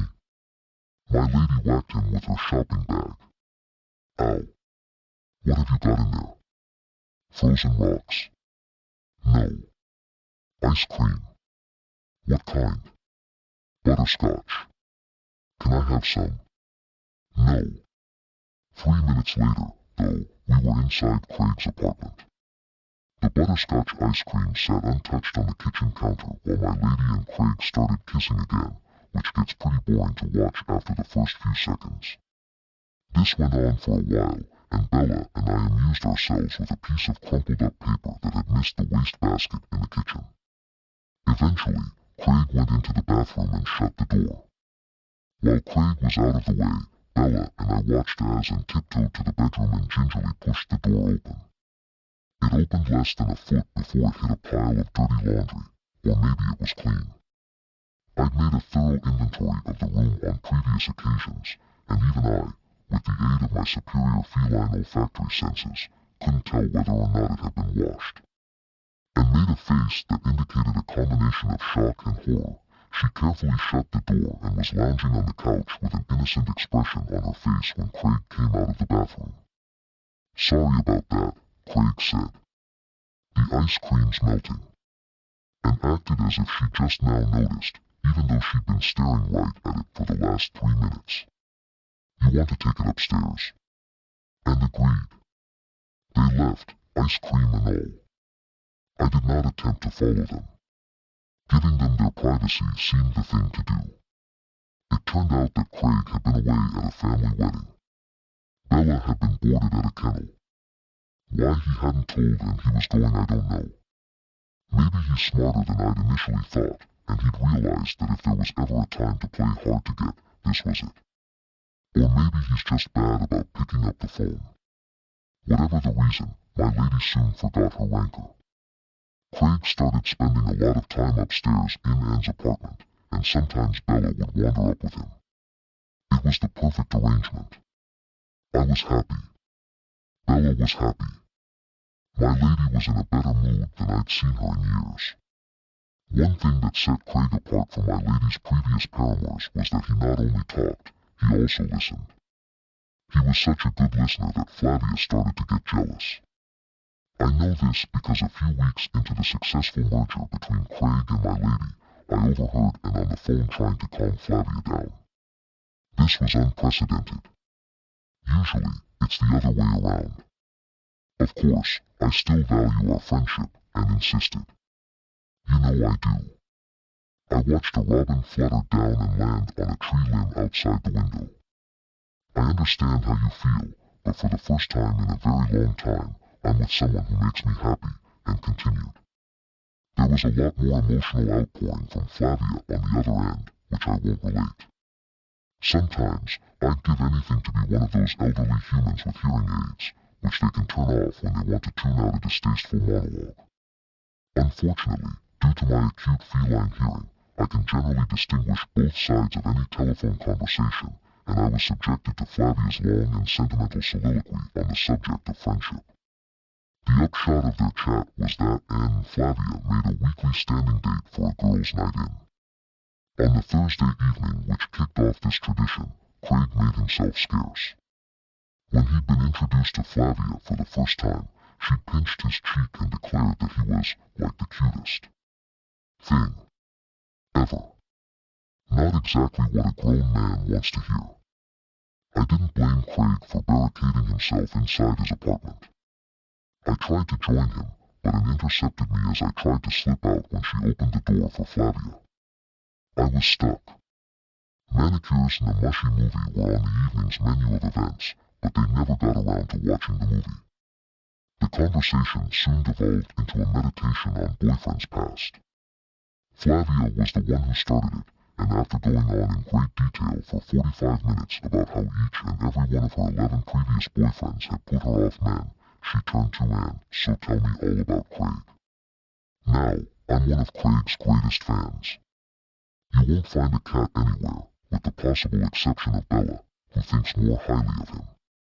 Unfortunately, this admiration of Craig's disposition and character did not prepare me for the gushing description and gave of Craig's manifold merits. Some of it was based on truth. I will admit he is a sweet guy, and I find no evidence to suppose he isn't the best thing that ever happened to Anne. However, there was no mention of his questionable housekeeping habits or his tendency to wear the same shirt 3 days in a row. Eventually, I was forced to excuse myself and retreat to the balcony to watch birds while I attended to washing that hard-to-reach spot behind my ears. For a while after that, things were perfect, or at least as near to perfect as any of us can hope for in this life. True, Craig did watch almost as much TV as Cat Hater had, but at least he let me loll on his chest while he did it. It was also true that, along with lacking in the neatness department, Craig was a bit clumsy and did step on my tail once or twice, but I never suspected him of doing it deliberately, which made all the difference. Chapter 7. As the novelty of their new relationship wore off, Craig and Anne, possibly realizing that they had been neglecting valued friendships, suddenly transformed into social butterflies. There is something about being newly in love that makes human beings think it's their moral responsibility to assist all their nearest and dearest in replicating their own experience of heart-pounding infatuation. This leads to what I call the fix-up phenomenon. You won't find it in any of your fancy pseudo-psychological relationship guides, but it's a very real thing, nonetheless. The first friends to fall prey to Craig and Anne's matchmaking zeal were Flavia and Craig's associate, Bradley. Instead of simply informing Flavia that Bradley was single and was she interested, and then informing Bradley that Flavia was single and was interested and here was her phone number and Bradley could call Flavia if he felt like it. My Lady Anne and Craig instead planned an elaborate, accidental meeting for their friends Bradley and Flavia, otherwise known as a dinner party. I've been witness to enough dinner parties involving unhappily single humans and excessive quantities of alcoholic beverages to know these binges generally rival the film industry's best efforts in cinematic tales of horror and suspense. But before they could subject themselves to the trauma of awkward pauses and forced jollity, there was a long period of preparation. First, as I've already alluded to, my Lady and Craig selected their sacrificial victims. This happened one Sunday morning over breakfast in Anne's apartment. Do you know any nice guys for Flavia? Anne had asked Craig. Craig swallowed down a mouthful of blueberry pancake before he answered. How about Bradley? Have I met Bradley? Remember, at Bill and Linda's party. Last week. Oh, him. Apparently, the criteria for fobbing off your boyfriend's acquaintances on your best friend are pretty lax because Anne didn't ask any more questions. It was straight on to planning the menu. After that, there was the pointless charade of inviting both Flavia and Bradley without admitting it was a setup. I suppose this was a ploy to maintain maximum deniability if either half of the equation turned out to be either certifiably insane or insufferably dull. Both Flavia and Bradley said they could come. Finally, it was on to compiling the rest of the guest list. The key to a good setup, according to Anne, was to include enough guests to create the illusion that one just happened to invite two people who just happened to be single at the same time and whom one just happened to know might be looking to shed their single status, and who might just happen to hit it off. Not that I've ever been directly involved in such underhanded shenanigans, of course. I just stand off to the side and glean what I can from observation. The remaining slots on the guest list were filled by Craig's sister and her husband and some couple who used to be friends with Cat Hader until he borrowed their car and ran it into a tree. The Saturday afternoon before the party, and kicked me out of the apartment. She was baking salmon, and it proved irresistible. For a species that has to depend on a plethora of chemical products just to maintain a minimum standard of personal hygiene, humans certainly are sensitive about the presence of animals on surfaces used for food preparation. I wandered downstairs, hoping to run into Bella, but I didn't. I did, however, discover that my territory had been breached by an invader. I was the only Tom living in the complex, and I considered the perimeter and the parking lots my personal turf. But when I went out to the parking lot to check on the effectiveness of my ongoing anti-rat campaign, I was shocked to see a huge orange Tom sitting on the hood of a parked car, bold as brass. He just looked at me without even blinking. It would have been less intimidating if he'd immediately hissed and adopted a fighting stance, but as far as he was concerned, I might as well have been a day-old kitten, lame in one leg and missing an eye. It was disconcerting. I didn't know what to do. If I became aggressive first, I would only be acknowledging his superior strength. I decided to take a wait-and-see attitude.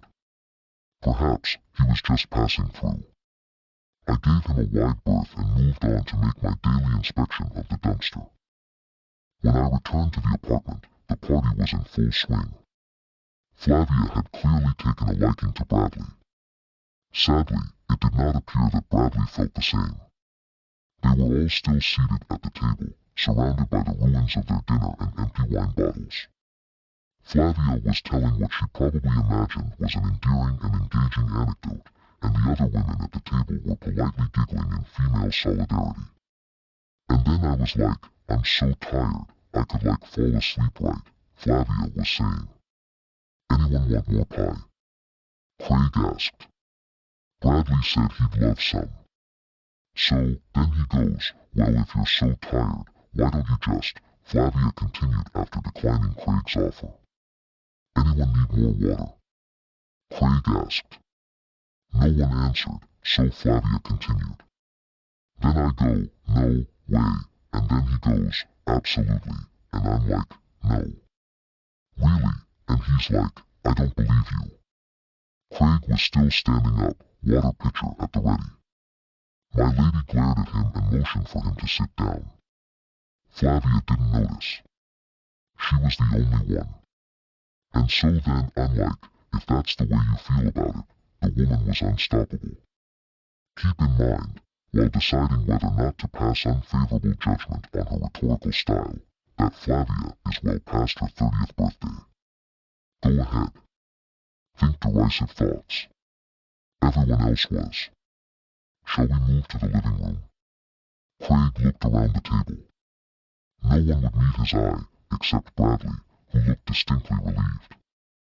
Before they made it to the living room, Craig managed to split the group up by inviting the male contingent downstairs to look at some new electronic gadget he'd just acquired. After all the guests had departed, there was an ugly scene in Anne's apartment. What were you doing? Anne demanded. What do you mean? What was I doing? You were deliberately trying to steal Flavia's thunder. Flavia doesn't have any thunder. You were very rude. My lady was starting to get steamed.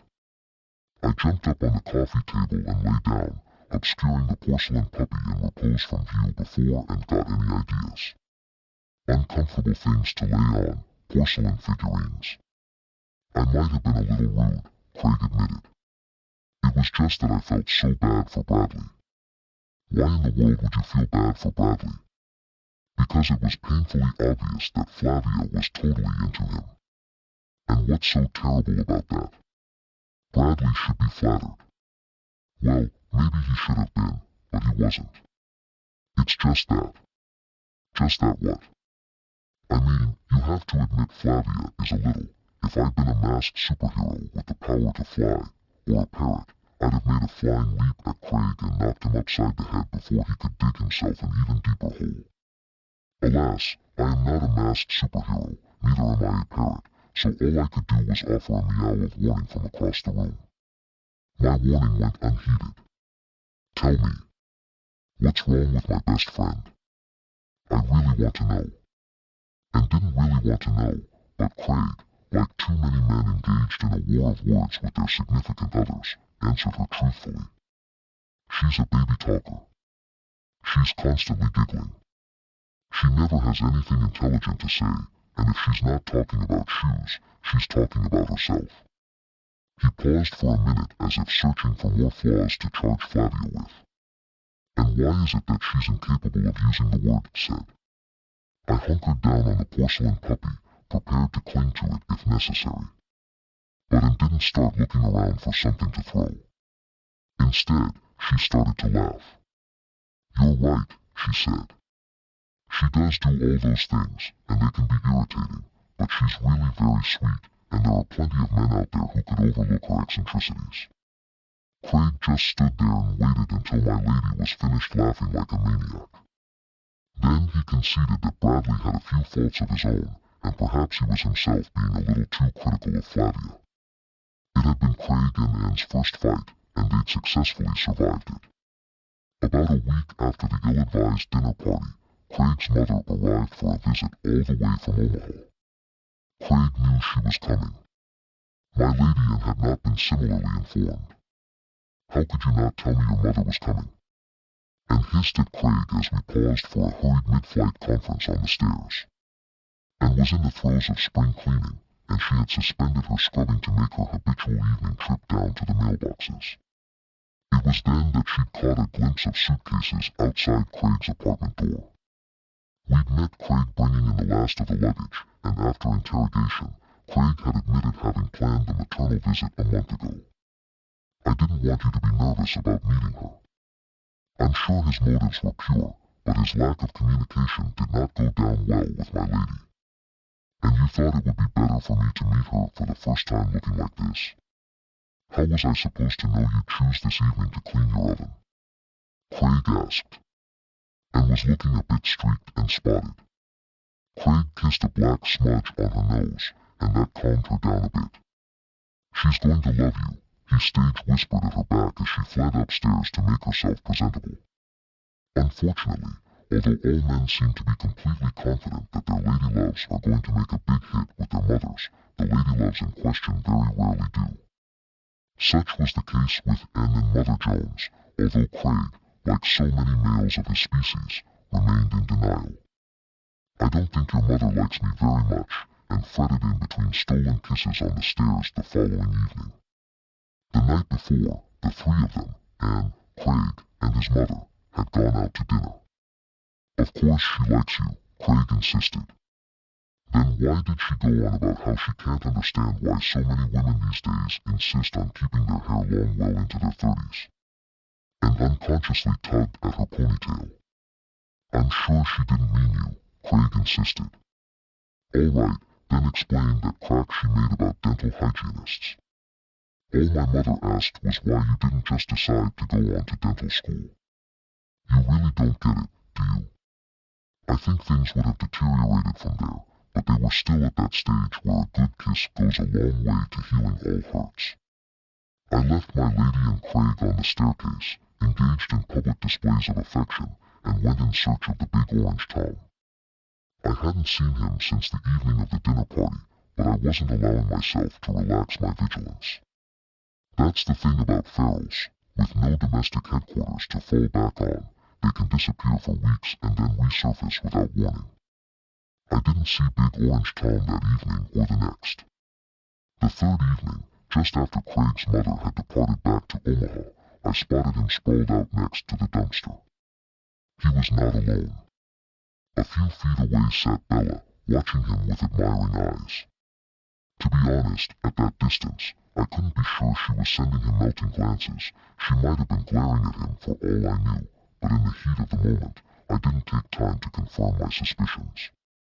In retrospect, it might have been wiser to wait before going on the offensive, but blind jealousy makes all men, and cats, fools. I had only one advantage, that of surprise. The big orange Tom was taller than me, heavier than me, and tougher than me. He was a practiced street fighter, as evidenced by his crooked tail, missing ear, and long diagonal scar across his ugly face. This did not deter me, although it should have. I yelled my most fearsome yowl. I postured and hissed and growled. I fluffed up my tail. He was unfazed. He got up, stretched, and looked at me. Livid at his lack of fear, I swiped at him. He sidestepped my claws. If I'd been less enraged with jealousy, I would have satisfied myself with this show of aggression and made an undignified dash for the safety of my lady's lair, but I didn't. Instead, I persisted and pounced. It was about the time that the big orange Tom fastened his teeth around my throat that I realized I was about to meet my maker. I won't claim to have ascended to heaven and stood at the pearly gates or to have seen my life flash before my eyes, but if I'd had a mother around to yell for, I would have been soliciting her assistance.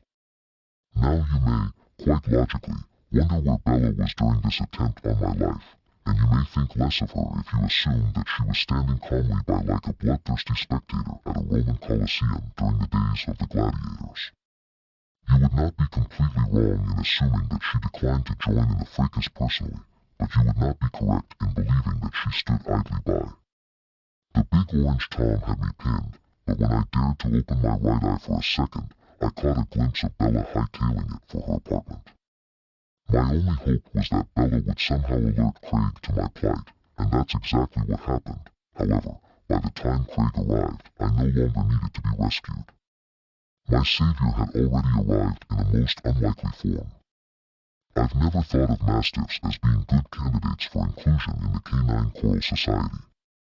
I doubt I will wake up one morning to discover that a dog of that particular breed has an album out which has suddenly gone platinum, but I will venture to say that until the day I draw my last breath, I will count the baying of a mastiff as one of the most beautiful sounds known to cat. As the baying got closer, the big orange Tom released his grip on my throat. By the time Fred bounded into the parking lot, the big orange Tom was leaping the fence separating our complex from the street. Fred, unaware of his new status of savior of feline kind, meandered over to investigate. Normally, I'm not big on having a slobbery snout applied to my abdomen, but in Fred's case, I didn't mind. Fred nudged me with his nose, and when I didn't respond, he sat back on his haunches and waited for signs of life. That was how Craig and Bella found us. Me, bloody and broken on the pavement. Fred, sitting over me. At first, Craig jumped to the wrong conclusion. He chased Fred off, scooped me up, and carried me to the safety of his apartment. And was called, and I was hastily bundled into the car and off to the vet. You say he was attacked by a dog. I heard the vet say as he administered an injection of anesthesia. I required stitches, apparently. It was that bad. There was a dog standing over him when I found him, Craig said. How big was the dog? Big. A mastiff. These wounds are much more consistent with a catfight. I didn't hear the upshot because, about then, I faded away from the anesthetic. I remember hazily recalling the old saying, no good deed goes unpunished, as the proverbial lights went out. I guess the vet convinced my human protectors that Fred had not only been innocent in the whole affair, but had, most likely, chased away my attacker. I based this on the fact that a few days later, my lady sent a basket of chew toys and dog biscuits to 12B. I was relieved. A great injustice had been averted. I mended up nicely. My stitches came out, and the only lasting evidence of my tangle with the ugly orange brute is a large notch in my left ear and a scar over my right eye. I wear these as badges of honor. I noticed that passing Toms eyed me with a great deal more respect than previously and deferred to me when we crossed paths. Craig and Anne settled into a pleasant routine, going out on weekends and giving Bella and me much-needed quiet time. They stayed in on weeknights, generally at Anne's. I think our pleasant little existence could have gone on like this indefinitely if Craig's fiancée hadn't had the temerity to show up. Chapter 8. To be fair to Craig, it was his ex-fiancée whom my lady found standing on her doormat one Sunday morning on returning from an early run to the grocery store. I'd followed my lady up from the parking lot, hoping for an immediate crack at the bag of cat chews I could smell through the shopping bag. When we got to the top of the stairs, there was a strange woman standing outside Anne's door. "Can I help you?" Anne asked. "I'm looking for Craig. One of your neighbors said he might be up here." It was a flashback to Vanessa, with one major difference. This woman looked eminently more respectable than Vanessa. There was not the slightest whiff of the feral about her. If she were going to be a cat in her next life, she'd be a Selkirk Rex. Not that I believe in that sort of thing, but if it is true, I'm convinced that humans will get upgraded to cats if they keep their karma clean. Really despicable characters will come back as lobbyists and teacup poodles. This human version of a Selkirk Rex stood there on the mat, waiting for my lady to make an intelligent reply. "Craig's not here," Anne said. It was a start, but it didn't go very far in establishing who this sleek and elegant creature was and why she was looking for Craig. I rubbed up against the elegant creature's leg just to gauge her reaction. You can tell a lot about a person by rubbing up against their leg. If they shrink back in horror or make comments about shedding, then you know you're dealing with a tough customer. I wound my way in between her black wool-covered pant legs, leaving a liberal layer of cat hair behind. Instead of trying to nudge me away with her foot, she reached down and tickled me under the chin. Normally, I'm all in favor of chin tickling, but I didn't welcome this turn of events. Elegance and a heart of gold. Not easy to compete with. "I'm Gwendolyn," said the elegant creature and extended a hand in Anne's direction. Anne was tangled up in the handles of her grocery bags and had so much trouble extricating the required appendage that Gwendolyn took her hand back and inserted it into the pocket of her coat. "I'm Anne." "I know," said Gwendolyn. "It's lovely to meet you. I've heard so much about you." "Really?" And sounded a little frosty. "I haven't heard a thing about you." Gwendolyn looked genuinely surprised and a little embarrassed. "I'm sorry," she said. "I shouldn't have said anything." "No, I'm very glad you did," said Anne, sounding frostier than ever. "What exactly is it that I'm supposed to have heard about you?" Just then, I heard the sound of running feet on the stairs, and a few seconds later, Craig appeared. He didn't say anything for a while. He was so out of breath, and no one else did either. "I see you two have met," Craig said when he was finally in a condition to speak. "Yes, we have," and gave him a look that would have made an icicle shiver. "Hello, Craig." Gwendolyn gave Craig a hug. Craig hugged her back, but I noticed he kept a polite distance between them. "I'm sorry I didn't call first," Gwendolyn added. Craig looked sorry she hadn't called, too, and for a few seconds, everyone just stood around looking awkward. "I just happened to be in town on business, and I thought I'd stop by and see you," Gwendolyn said.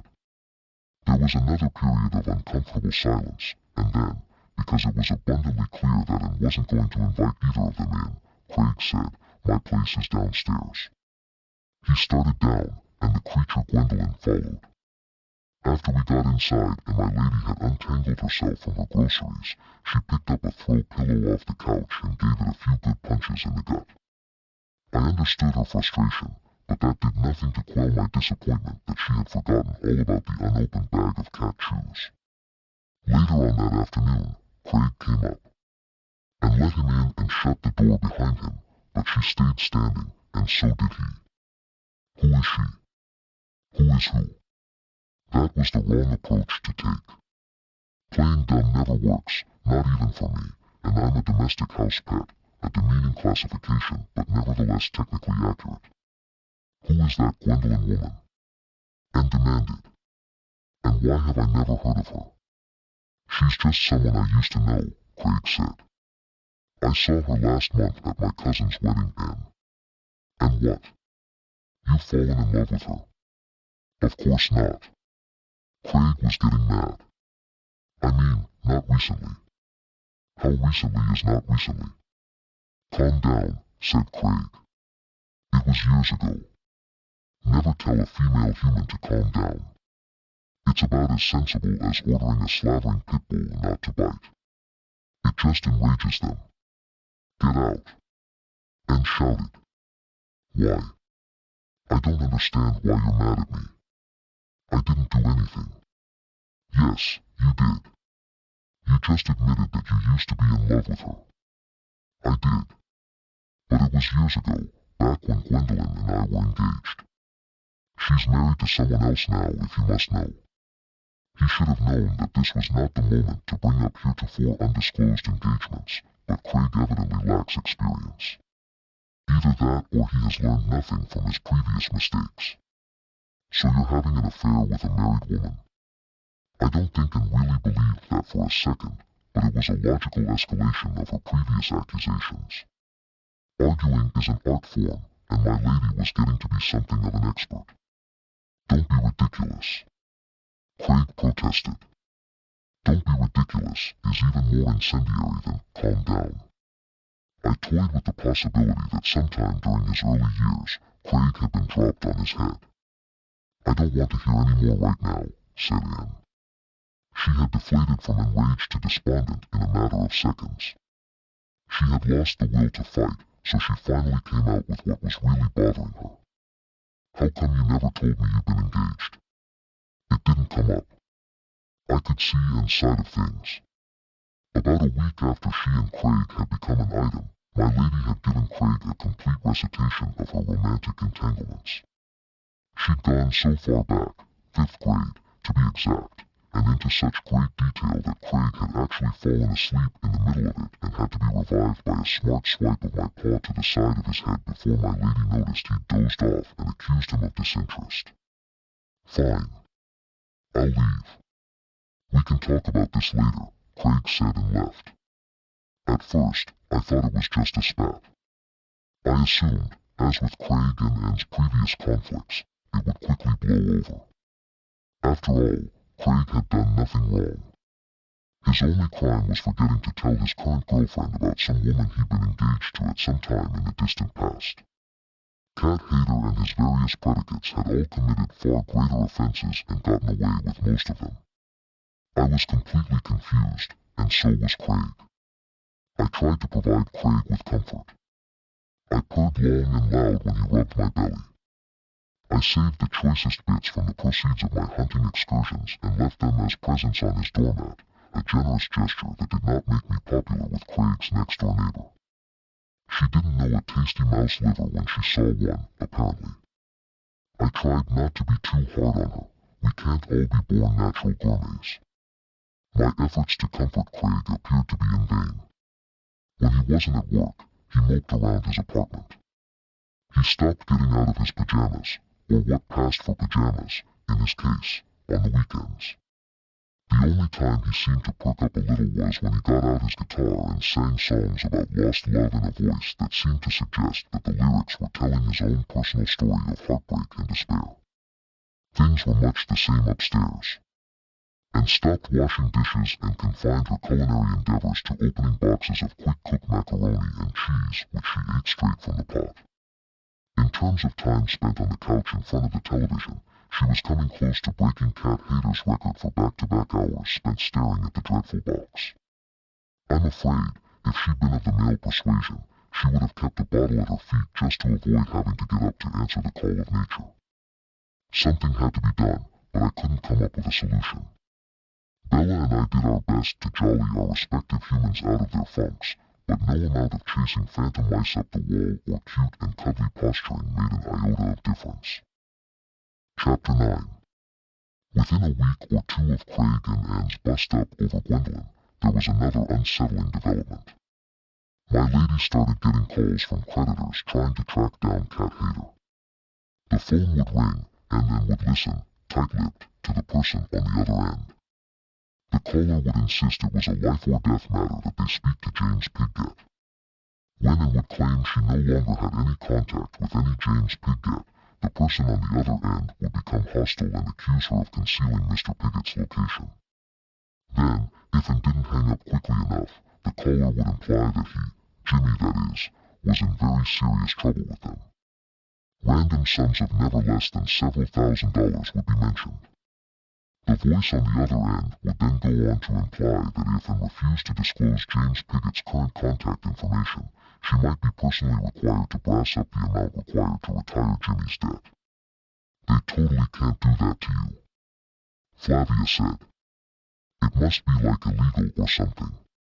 Flavia had taken to coming over several times a week and bringing food with her. Much as I found Flavia's voice irritating and her manner overly familiar, anything that encouraged my lady to shower and partake of solid food was a good thing. Since when do bill collectors worry about what's legal? And asked. You should get Craig to help you, said Flavia. I bet he'd totally know what to do. I thought this was an excellent suggestion. This counsel far exceeded the usual quality of Flavia's advice, but my lady didn't bite. You know I'm not speaking to him, and said, when are you going to be done torturing him? Why don't you just forgive him already? Flavia was on fire. I'd never heard her come out with two such intelligent suggestions in succession. How can I? And said, it was such a breach of trust. No, it wasn't. A breach of trust is when your boyfriend steals from you. And just looked at Flavia. I wondered how Flavia had found out about Cat Hater's affinity for petty larceny. I was pretty sure and had never let it slip that Cat Hater was robbing her blind, and she wasn't doing a thing about it. In case you hadn't noticed, I'm not with Jimmy anymore, am I? And protested. But you stayed with him. Way too long. Am I right, or am I right? Yes. You're right. So, even though you knew Jimmy was totally stealing from you, you didn't even break up with him, but you refused to forgive Craig for a little thing like. Conveniently forgetting you've been engaged is not a little thing. Okay. And I didn't like Jimmy nearly as much as I liked Craig, and said. A look of triumph spread across Flavia's face. I didn't understand what was going on. I totally get it now. Flavia announced. Get what? You're head over heels in love with this guy. What guy? Craig. You're in love with Craig, you nincompoop. I'd never had the experience of hearing one grown woman addressed by another grown woman as a nincompoop. I could have waited a lot longer for the occurrence without the slightest tinge of regret, but that's what one gets when one keeps company with females like Flavia. And was looking very pink. Flavia hopped up and down and chortled in a self-satisfied manner. My lady maintained a stony and dignified silence. Do you want to marry Craig or something? Flavia demanded. Of course not. And protested. I mean, we haven't even been together very long. I think you do. And wants to M-R-Y-C-R-A-I-G. And wants to M-R-Y-C-R-A-I-G. Flavia chanted, in a voice more suited to a playground full of first graders than my lady's private domicile. I don't want to marry Craig. My lady protested. And be quiet. These walls are very thin. Mrs. Jackson will hear you. Whatever. You don't want to talk about this, so I'll just shut up, said Flavia. I don't think Flavia intended to permanently give up the subject. I think it was more that she realized withdrawing from the skirmish to fight another day was a better tactical move. I felt a sudden affection for Flavia, despite the obnoxious playground taunts. When I tell you that later in the evening, I went so far as to jump up in her lap and allow myself to be cooed at, you'll know how moved I was. The calls from creditors trying to track down Cat Hater continued. My lady took to screening her calls, but it did no good. When she didn't answer, they left intimidating messages. and insisted on listening to each and everyone, even though Flavia tried to convince her not to. Then one evening as Bella and I were relaxing at the top of the stairs, lying in wait for a cricket which had taken refuge under a pot saucer belonging to one of Mrs. Jackson's geraniums and passing the time until it emerged by listening to some birds squabbling in the bushes below, Cat Hater appeared in the flesh at the base of the stairs. I removed myself from his path, knowing as I did of his propensity to put his feet in the wrong places at the wrong times, and Bella followed my excellent example. When Cat Hater reached my lady's door, he hesitated. He seemed to be engaged in an argument with himself. It involved a great deal of strong language and insults directed toward himself, all of which I thoroughly agreed with. He concluded his rant by admonishing himself to just get on with it, you little runt, or words to that effect, at any rate. When Cat Hater finally worked up the courage to ring the bell, however, it didn't do him any good. And wasn't there. She'd been kidnapped earlier in the evening by Flavia, who had insisted that and forsake the sanctuary of her apartment, even if it was only long enough to get a manicure. Obviously, Cat Hater had not expected to come and find nobody there, but after pacing up and down a bit and addressing himself by a variety of vile epitaphs, some of which he'd already used and some of which he hadn't, he succeeded in getting a hold of himself. He took a pen and a scrap of paper from his pocket, scrawled a note, and folded it up. He tried to jam it into a crack beside the door, but it wouldn't stay. There was another short period of under-the-breath profanities before Cat Hater experienced a rare stroke of genius. He'd been chewing gum the whole time, a nasty habit of his, which did nothing to make him look any less cretinous. He now removed the gum, shook off the spittle, jammed the gross glob onto the back of the note with his thumb, and stuck the note to the door. Then he left, kicking at one of Mrs. Jackson's geraniums and quietly swearing to himself as he went. Bella and I crept out from the cover of Mrs. Jackson's flower pots and watched Cat Hater stalk down the stairs and disappear around the corner. It wasn't until my lady returned, freshly lacquered and with Flavia still in tow, that I was made privy to the contents of Cat Hater's missive. There's something stuck to your door, Flavia pointed out. It's probably a note from Mrs. Jackson complaining that Cupid's been digging in her flower pots again. This spurious and completely groundless accusation had been leveled at me before. It's actually Fred the Mastiff from 12B who does the digging, but my lips are sealed by gratitude, so I let everyone keep on making erroneous assumptions. And had the note down from the door and was holding the glob of gum gingerly between her thumb and forefinger. It's not from Mrs. Jackson, she said. It's from Jimmy. He wants to talk to me. He came here.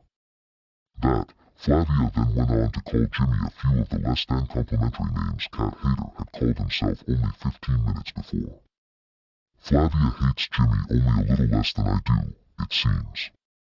Shoo, said, and Mrs. Jackson will hear you. Flavia kept right on cursing Cat Hater, but more quietly. When she'd finally run out of steam, she returned to the kernel of the problem. Why didn't he just call? Flavia asked. He says he doesn't have a phone right now. He says he'll be back when he has a chance. Wow. No phone. Jimmy. Really? Flavia was having a hard time believing that, and I was inclined to share her doubt. It was a stretch to imagine Cat Hater without a phone at his fingertips. He must be lying. Either that, or he was living under such reduced circumstances that he was sleeping under a bridge. What should I do? My lady said, you should go downstairs and talk to Craig. Like right this minute. Who asked you? You just did. You went, what should I do? And then I was like, you should go downstairs and didn't let her get any further, but despite her juvenile style of expressing herself, I thought Flavia had made an excellent point. I'm not going to ask Craig for help. And insisted. Fine. Don't. If you won't, I will. Flavia started down the stairs, and reached out to grab her arm and got Flavia by the sleeve instead. Flavia pulled away, and there was a sound of tearing fabric. And, temporarily aghast at her own action, let go. Flavia, abruptly released from Anne's grasp, lost her balance and went down. Mrs. Jackson's flower pots got the worst of it, and, in the chaos that followed, the cricket got away.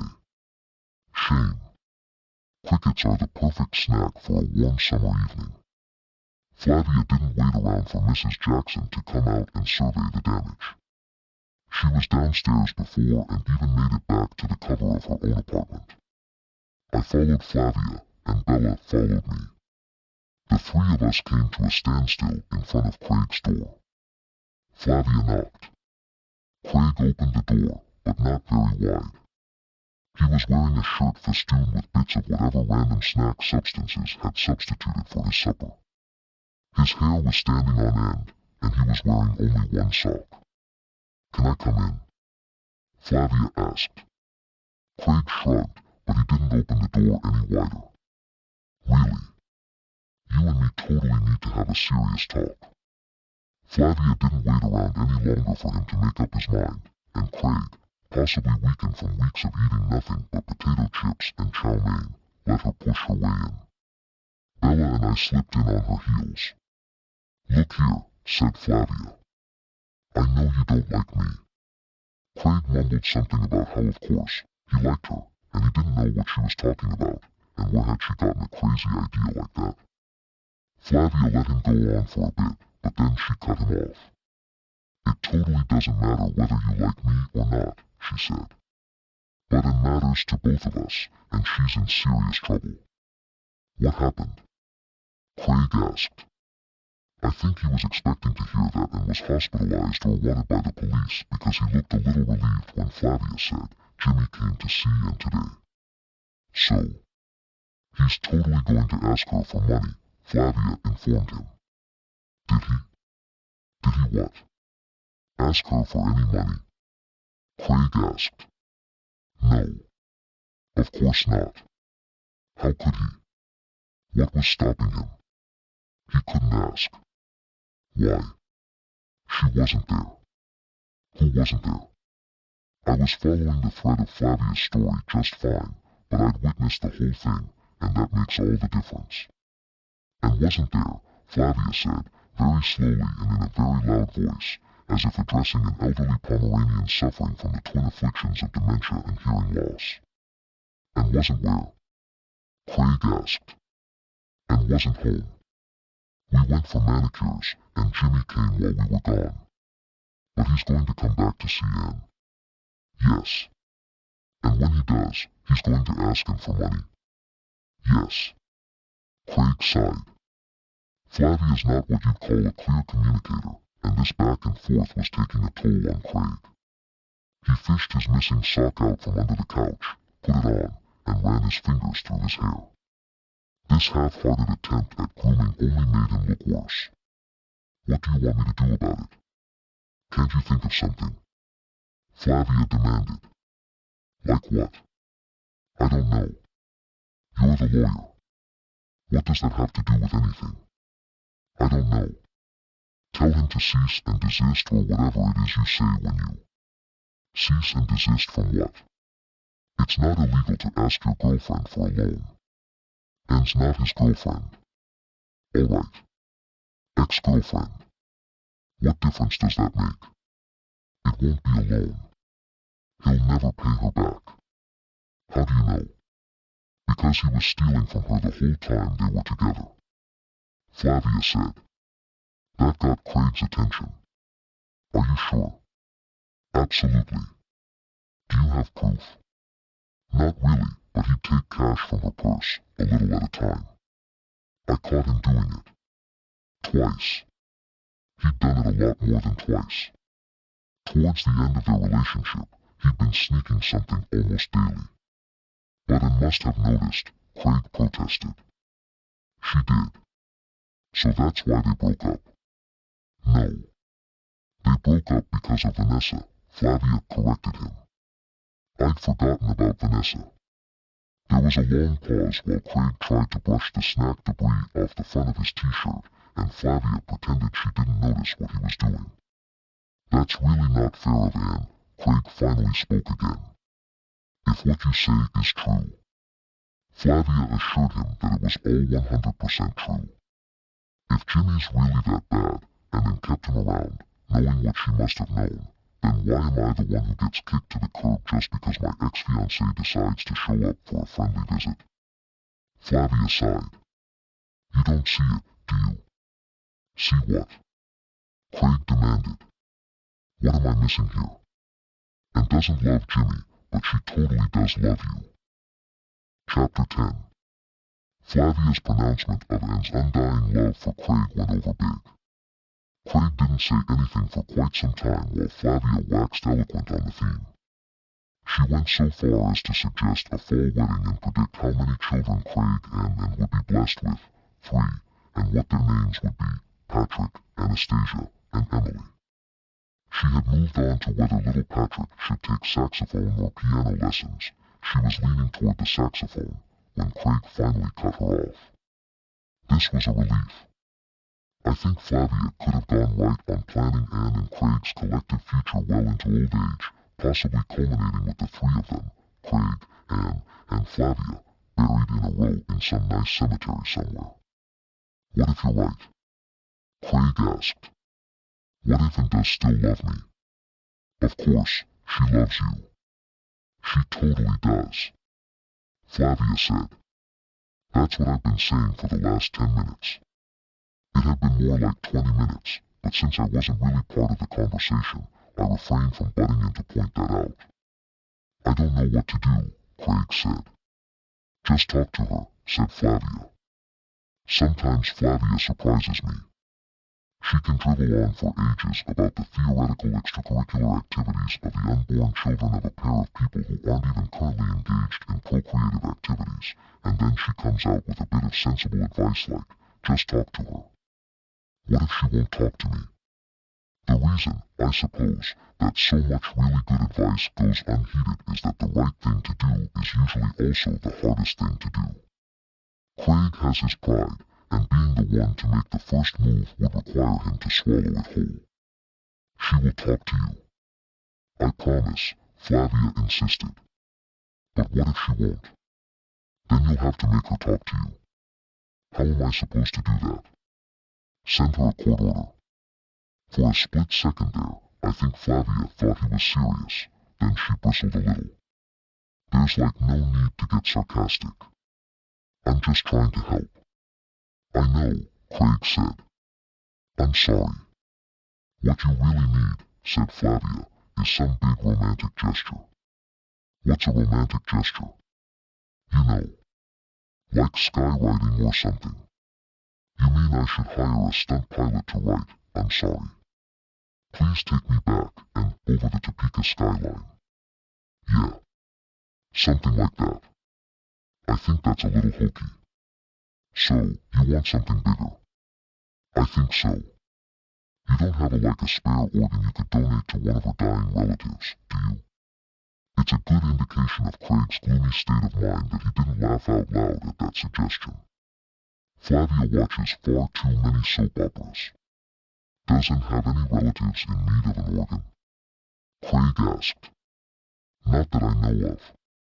Something midway between skywriting and donating a kidney, I think, Craig said. While I may have mentally mocked the specifics of Flavia's suggestions, I believe the basic reasoning was sound. I, too, was convinced of the efficacy of a big romantic gesture. Craig needed to do something. The question was, what? I applied myself to this problem for the next week, but nothing suggested itself. My lady ignored Cat Hader's note, and as the days slipped by and he didn't show up, I think we all started breathing easier. Our relief was premature. One evening the doorbell rang, and then went to answer it. I knew immediately, of course, who it was. I could smell his noxious olfactory identifiers, stale sweat, menthol cigarettes, cheap cologne, and fruit-flavored chewing gum. My lady opened the door, and Cat Hader stepped inside without waiting to be invited. Shut the door, he said. Why should I? And was bristling. In case I was followed, that's why. Who's following you? How am I supposed to know? And shut the door and locked it. What do you mean? How are you supposed to know? Why would anybody want to follow you? I owe some guys a lot of money. What do you mean, some guys? Then it all came tumbling out. Unpaid illegal gambling debts. Defaulted car loan. Lost deposit on his apartment. Backstreet financing from one shady character to pay off another shady character. It wasn't pretty, and I wasn't surprised. I'm just an idiot, Craig concluded. I couldn't think of any reason to disagree with him.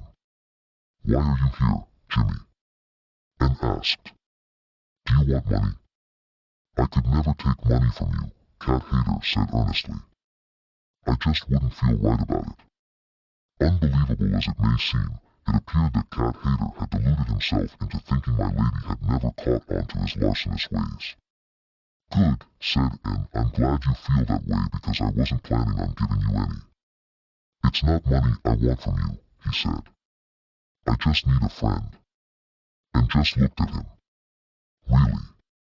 I just kinda need a place to crash for a few days until the heat's off and I can get myself together. Don't you have someplace else to go? Rory kicked me out this morning. I mentally congratulated Rory on his good judgment. Well, you can't stay here, said Anne. They'll track me down at a hotel. These guys have people everywhere. Besides, all my credit cards got cancelled. I could see it in Anne's face. She was weakening. This was turning out far worse than I'd ever anticipated. I sprang into action. I frantically scratched at the door and then opened it. I took a swipe in passing at Cat Hater's leg as I bounded out. You're never gonna get rid of that cat, are you? I didn't take the time to respond to this insult. I tore down the stairs and clawed at Craig's door. He opened up, but I wouldn't go in. I made a rush for the stairs. Craig just stood there and looked at me. I made another rush for the stairs, but he didn't follow. I tried no fewer than 8 times to get him to follow me. I'm given to understand that many years ago, there was a TV show featuring a dog who was constantly alerting his human companions to people who'd gotten trapped in caves and fallen down empty wells and that sort of thing. Highly unrealistic, if you ask me. If those fictional characters who'd fallen down empty wells had been relying on Craig to rescue them in response to an animal's clearly communicated appeals for assistance, they'd still be sitting there in the dark with water dripping on their heads. Eventually, I gave up and returned to headquarters. Cat Hater was still there. He'd installed himself in his customary position on the couch. I was appalled. One night, Anne said as she threw him a pillow and dumped a blanket down on the coffee table. That's it. One night turned into 3 nights. The 4th evening, Flavia showed up. I think Anne, embarrassed at her weakness, had attempted to conceal Cat Hater's presence on the premises. My lady had been in almost daily communication with Flavia all week, but I hadn't heard Cat Hater come up once in conversation. As soon as Flavia walked in, she looked at the crumpled bedding on the couch, the duffel bag in the corner, and the pile of dirty plates on the coffee table. You took him back, didn't you? Cat Hater had gone out for a while, ostensibly to do something about raising some money so he could buy a bus ticket to St. Louis. He claimed to have a brother there, but I suspected he was just going to the corner store to buy beer and cigarettes with the money I'd seen him sneak from my lady's jar of quarters. She'd wisely taken to hiding her purse under the kitchen sink behind the cleaning supplies. Cat Hater would never think to look there. After Flavia asked him if she'd taken him back, my lady played dumb. Taken who back? Flavia knows a few colorful phrases which even Cat Hater is not adept at using, and she employed them all in describing Jimmy and his multitude of faults. Jimmy and I are not back together, and protested. Then what's he doing on your couch? He's just here until tomorrow. He promised he's leaving. Right. How many days has he been telling you that? He really is in trouble. I can't just kick him out. We have a history. It was then that there was the sound of a key in the lock. Cat Hater was back. You gave him a key. Flavia was livid. Have you lost your mind? And just shrugged and shushed her. I totally don't care if he hears me, Flavia said as Cat Hater entered with a case of beer. A pack of cigarettes peeked out of his pocket. Flavia exited. As she passed by Cat Hater, she made an aggressive gesture of derision more generally associated with incidents of road rage than greeting the house guests of one's friends. What's her problem? I heard Cat Hater demand as I slipped out on Flavia's heels. I caught up with Flavia as she was banging on Craig's door. What do you want now? Craig asked when he finally opened up. I think he'd been sleeping. He looked very little better than he had the last time he and Flavia had an unscheduled tete-a-tete. At least he was wearing socks on both feet this time. He's back, announced Flavia. She pushed her way in, and I followed. Flavia didn't have to specify who he was. Did he ask her for money? It's way worse than that. He's moved in. This, as I had anticipated, went over big. You mean they're back together? That depends on what you mean by together. Craig had put on one shoe and was searching for the other. You know what I mean, he said. There was bedding on the couch. Craig found his other shoe. He stuffed his foot into it, but he didn't bother with tying it. Jimmy isn't a black belt or anything, is he? Craig asked as we moved en masse toward the door. I don't think you ought to fight him or anything, Flavia said. I agreed with Flavia. Jimmy was bigger than Craig. Much bigger. In any contest between brawn, that was Jimmy, and brains, that was Craig, brains never win when things get physical. That's something I'd have done well to consider before attacking that big orange Tom. However, I knew exactly how Craig felt, and although he might be about to get beaten to a pulp, it was a refreshing change from him limiting his efforts to win back and to sitting on his couch and singing depressing ballads about lost love. Chapter 11. Craig rushed up the stairs, and I followed after. He made the first flight all right, but halfway up the second, his shoe came off, and he tripped. He went down hard, his forehead making contact with the concrete riser with a sickening thud. He just lay there. It was truly a tragedy. He'd finally worked up the courage to play the part of Anne's knight in shining armor, and he wasn't even going to make it onto the battlefield. When Craig continued to lie there inert, I started to worry. I licked his cheek in an attempt to revive him. When that didn't work, I tried gently biting his ear. Nothing. I pawed at his head. I clambered onto his back and tugged at his hair with my teeth. This finally got results. Craig opened his eyes and made a clumsy attempt to shove me off. I jumped down. Slowly, he sat up. I don't know what had delayed Flavia in Craig's apartment. Perhaps she was looking around for a baseball bat or a cast-iron skillet to beam Cat Hater with, in case things got out of hand, and Craig turned out to be as ineffectual a fighter as she feared he'd be. Or, perhaps, she'd felt a sudden urgent call of nature. Whatever had been keeping her, she came up the stairs empty-handed. She screamed when she saw Craig sitting in a crumpled heap on the stairs, blood streaming down his face and a large scrape festooning his left arm from wrist to elbow. Help. Somebody help.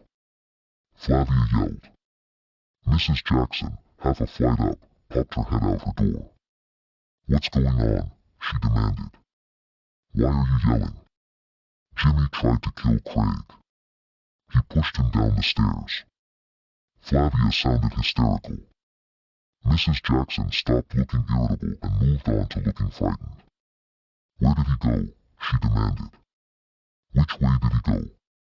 Is he armed? Does he have a gun? Flavia didn't actually say that Jimmy had a gun, but somehow Mrs. Jackson got the idea that a heavily armed and homicidal Jimmy was hiding somewhere in the building, or at least that was the impression which Mrs. Jackson must have given the police when she called 911. I say this not based on hearing the substance of her call, but on what happened soon after. 5 minutes later, we were all in Anne's apartment. Flavia was pressing a pack of frozen peas to Craig's forehead while she glared at Cat Hater, and was cleaning the grit out of the gash in Craig's arm while she glared at Craig. Cat Hater was glaring at me because, realizing that I might never have another chance, I'd taken this excellent but fleeting opportunity under the cover of chaos to finally fulfill my long-standing ambition of peeing in Cat Hater's shoes. It was about then that we became aware that the police had the place surrounded. "Come out with your hands in the air," was our first clue. I peeked out the window. There were several officers with their guns trained on the apartment. The officer who was holding the megaphone repeated his order, "Leave your weapons and come out of the building." Immediately, stunned residents began to emerge. Mrs. Jackson came out, wearing the world's ugliest bathrobe and a mud mask obscuring her features. I'm still confused about when she found time to apply it and why she chose that task to perform after making a call to emergency services. Perhaps she was trying to soothe her rattled nerves with a little self-care.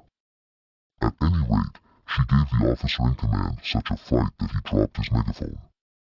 The occupants of 12B came out accompanied by an agitated Fred who, in an effort to calm himself, immediately set to work on liberating Mrs. Jackson's geraniums from their pots. Flavia and Anne, still holding ice packs and gauze to Craig's various injuries, stepped out onto the balcony. It was not until we were all assembled outside that I realized Cat Hater was not among those present. I was the one who finally located Mr. James Pigget, not that I was given any credit in the headlines the next day. I don't think I was even mentioned in the police report. Nevertheless, it was I who flushed him from his hiding place. While the human residents of the building were held under close observation in the courtyard, I was free to come and go as I pleased. When a contingent of the police force, informed by a zealous Flavia that there was a malfeasant member of our party unaccounted for, went into my lady's apartment to investigate, I followed. I discovered Cat Hater's whereabouts within seconds. I could detect his niffy aroma emanating from the closet. The officers searched the apartment. They looked in the closet, turning over boxes and scattering my lady's shoes and accessories. They did not find Cat Hater.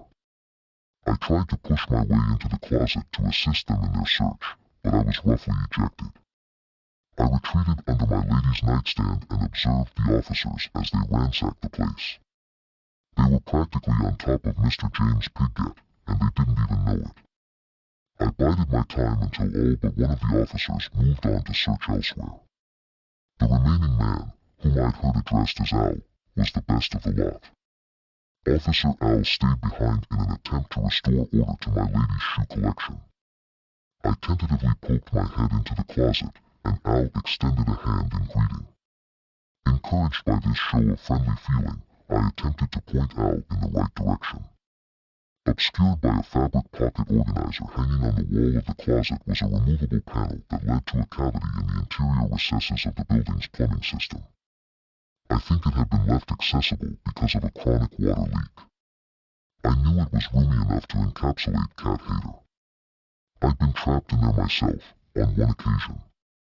I had scratched and meowed for an hour before my lady had realized what had happened to me and freed me from the musty confines of the cavity. In fact, it was probably that incident that had alerted Cat Hater to the existence of the cavity in the first place. I remember a lot of derisive and profane remarks regarding my intelligence being bandied about by him after I was hauled out, rumpled and covered in cobwebs.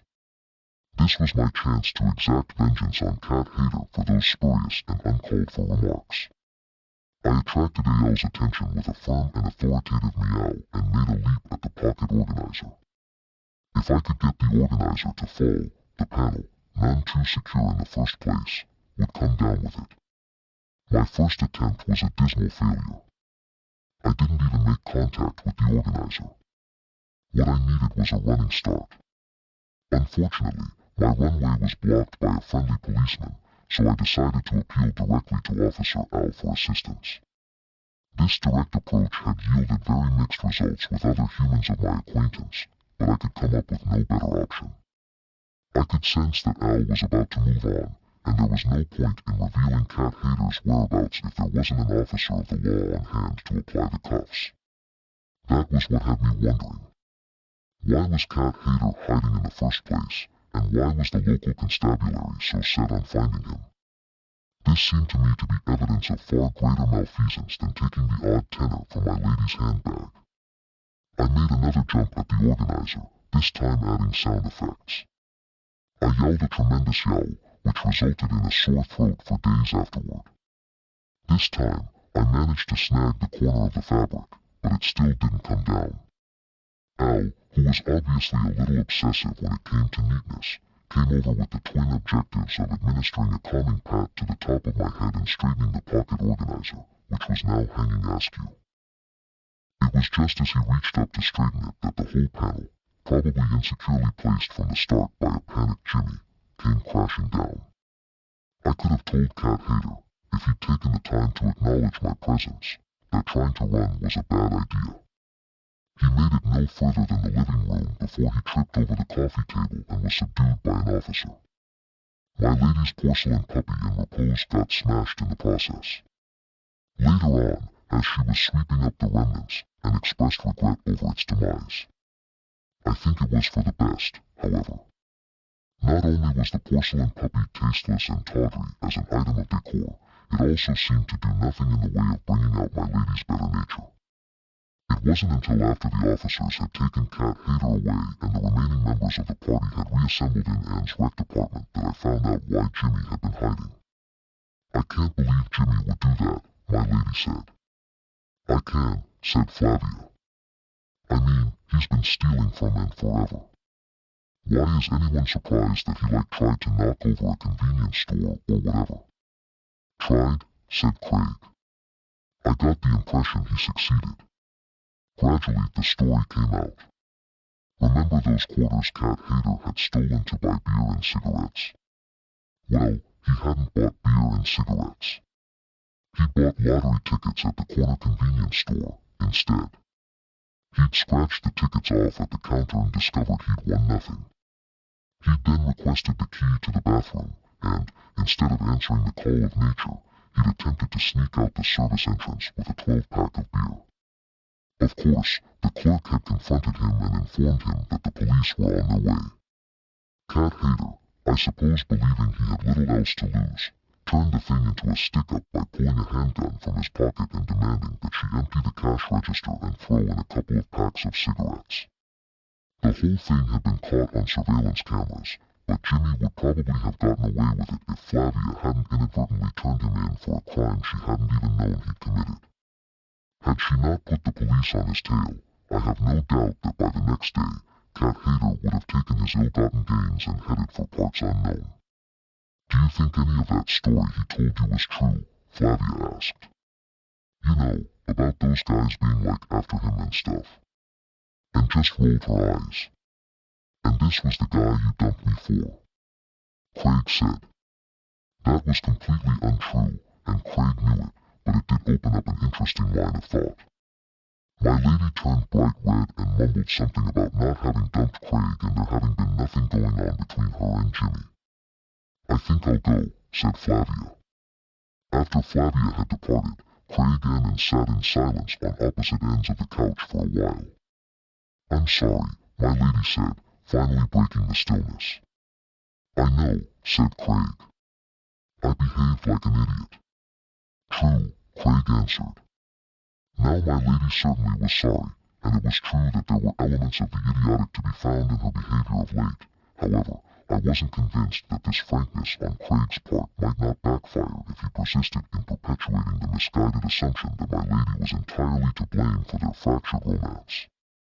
I leaped into Craig's lap and applied a restraining paw to his forearm, the one not swathed in gauze. He ignored me. There really wasn't anything going on between Gwendolyn and me, Craig said. It's been years since I had feelings for her. I know, said Anne. Then why did you get so mad at me? Because you didn't tell me about her. She just isn't important to me anymore. That's why I never mentioned her, and if she's not important to me, then why should she be important to you? I know, but I tell you everything. True. I applied another paw of warning. Again, my warning went unacknowledged. It's just that the whole thing made me scared that maybe I care about you a lot more than you care about me, and said. I dug my claws in a little. If Craig replied, true to this statement, I was going to make his good arm match the bandaged one. But I do care about you, said Craig. I think I love you. I jumped off Craig's lap. My work was done. I could have stuck around and witnessed the scene which followed, but, as I've probably already mentioned, I'm not much of a voyeur. Besides, I could hear that the cricket which had escaped during Anne and Flavia's scuffle had come back to roost among the remains of Mrs. Jackson's potted geraniums. I scratched to get out before my lady became so enraptured by Craig that getting her attention became impossible. I trotted out into the dusk, tail upraised in triumph. What followed was a replication of my lady and Craig's previous love life cycle. For about 3 weeks, Anne and Craig ignored all of their friends, including their four-legged ones. It became a challenge just to get a can of cat food opened at regular intervals. Bella and I took to fending for ourselves. It came in handy that a bloom in the rat population coincided with the reunification of my lady and Craig. I caught more than I cared to eat. The raw footist craze has never really made sense to me, and I passed off some of my catch to Bella. Then, as the fuzzy pink glow of renewed infatuation began to wear off, Craig and Anne gradually regained an interest in their nearest and dearest. What are we going to do about Flavia? Anne asked one evening as the four of us, Craig, Bella, my lady, and me, sat on the top step of the staircase and watched the dusk descend on Mrs. Jackson's newly repotted geraniums. There had been some ugliness between Mrs. Jackson and the occupants of 12B in which Fred, by virtue of his highly visible digging campaign during the police raid, had been unjustly charged with breaking the flower pots. I maintained that Flavia should have fessed up to falling on them, but my lady smoothed over the situation by buying a stack of ceramicware and leaving it anonymously on Mrs. Jackson's doormat. It was in this way that Fred got both the blame and the credit. Flavia never came into it. Which brings me back to the subject of Flavia and my lady's concern for her welfare. What do you mean? What are we going to do about Flavia? Craig asked. I mean, she's lonely. What are we going to do about it? Why should we have to do anything about it? It's not a matter of have to. It's a matter of want to. Is it? Yes. Besides, I feel like I owe her a lot for getting us back together. Actually, it was yours truly who deserved as much credit as anyone, but as I've said before, no good can come from letting human companions divine the extent of one's intelligence, so I feigned an intense interest in a ladybug which had escaped from the sanctuary of the geraniums. What about Saul? Craig suggested. You remember Saul. I introduced you to him in the grocery store the other day. We used to play racquetball together. He's kind of quiet and protested. Well, Flavia can talk enough for both of them. But it turned out that Flavia didn't need any assistance with her love life after all. When my lady called Flavia up to invite her for dinner, with the ulterior motive of introducing her to Saul, Flavia surprised everyone by asking if it would be all right if she brought somebody. My lady immediately quizzed her on the identity of this mystery man, but Flavia was cagey. And had met him once before was all Flavia would say. On the evening of the dinner party, Bella and I took up front row seats on the top of the bookcase. We wanted a good look at the poor soul Flavia was about to drag in. We didn't have to wait long. Flavia was one of the first to arrive. She entered the apartment in a cloud of rose-scented perfume and with a bad case of the giddy giggles. I'd like you to meet someone, she announced, clinging to the arm of her date. You may or may not remember him, but you've totally met before. Craig and Anne just stood there with blank looks on their faces, but I remembered him. It was Officer Al, my closet companion from the afternoon Cat Hater met his fate at the hands of justice. Come on, said Flavia. Don't you remember him at all? Poor Officer Al looked embarrassed. I'm not sure he remembered Craig and Anne either. I decided to defuse the awkward situation by jumping down and greeting our guest. I hurried over and rubbed around AL's ankles, purring loudly. The policeman, said Craig, getting it at last. Yes, said Flavia. We ran into each other again a few days after, and we realized we were like totally into each other and it did appear that Flavia was telling the truth. They were totally into each other. Pheromones don't lie. I couldn't have been happier for them both. Flavia is a good egg, really, if you can get past the baby talk, and you can't go wrong with a man who takes time out of his busy workday to fraternize with cats. Later on, after the guests had departed and Craig was clearing the table while unloaded the dishwasher, it became apparent that they shared my sentiment. AL's great, and said as she ejected me from the countertop. I was just trying to be helpful and prevent waste by licking up a bit of sour cream sauce that had been left on one of the plates, but she didn't see it that way, apparently. I like Al, too, said Craig. We're both really very lucky. We, Flavia and me. Oh, yes. What makes you two so lucky? We both, purely by chance, found men who were perfect for us. So I'm perfect, am I?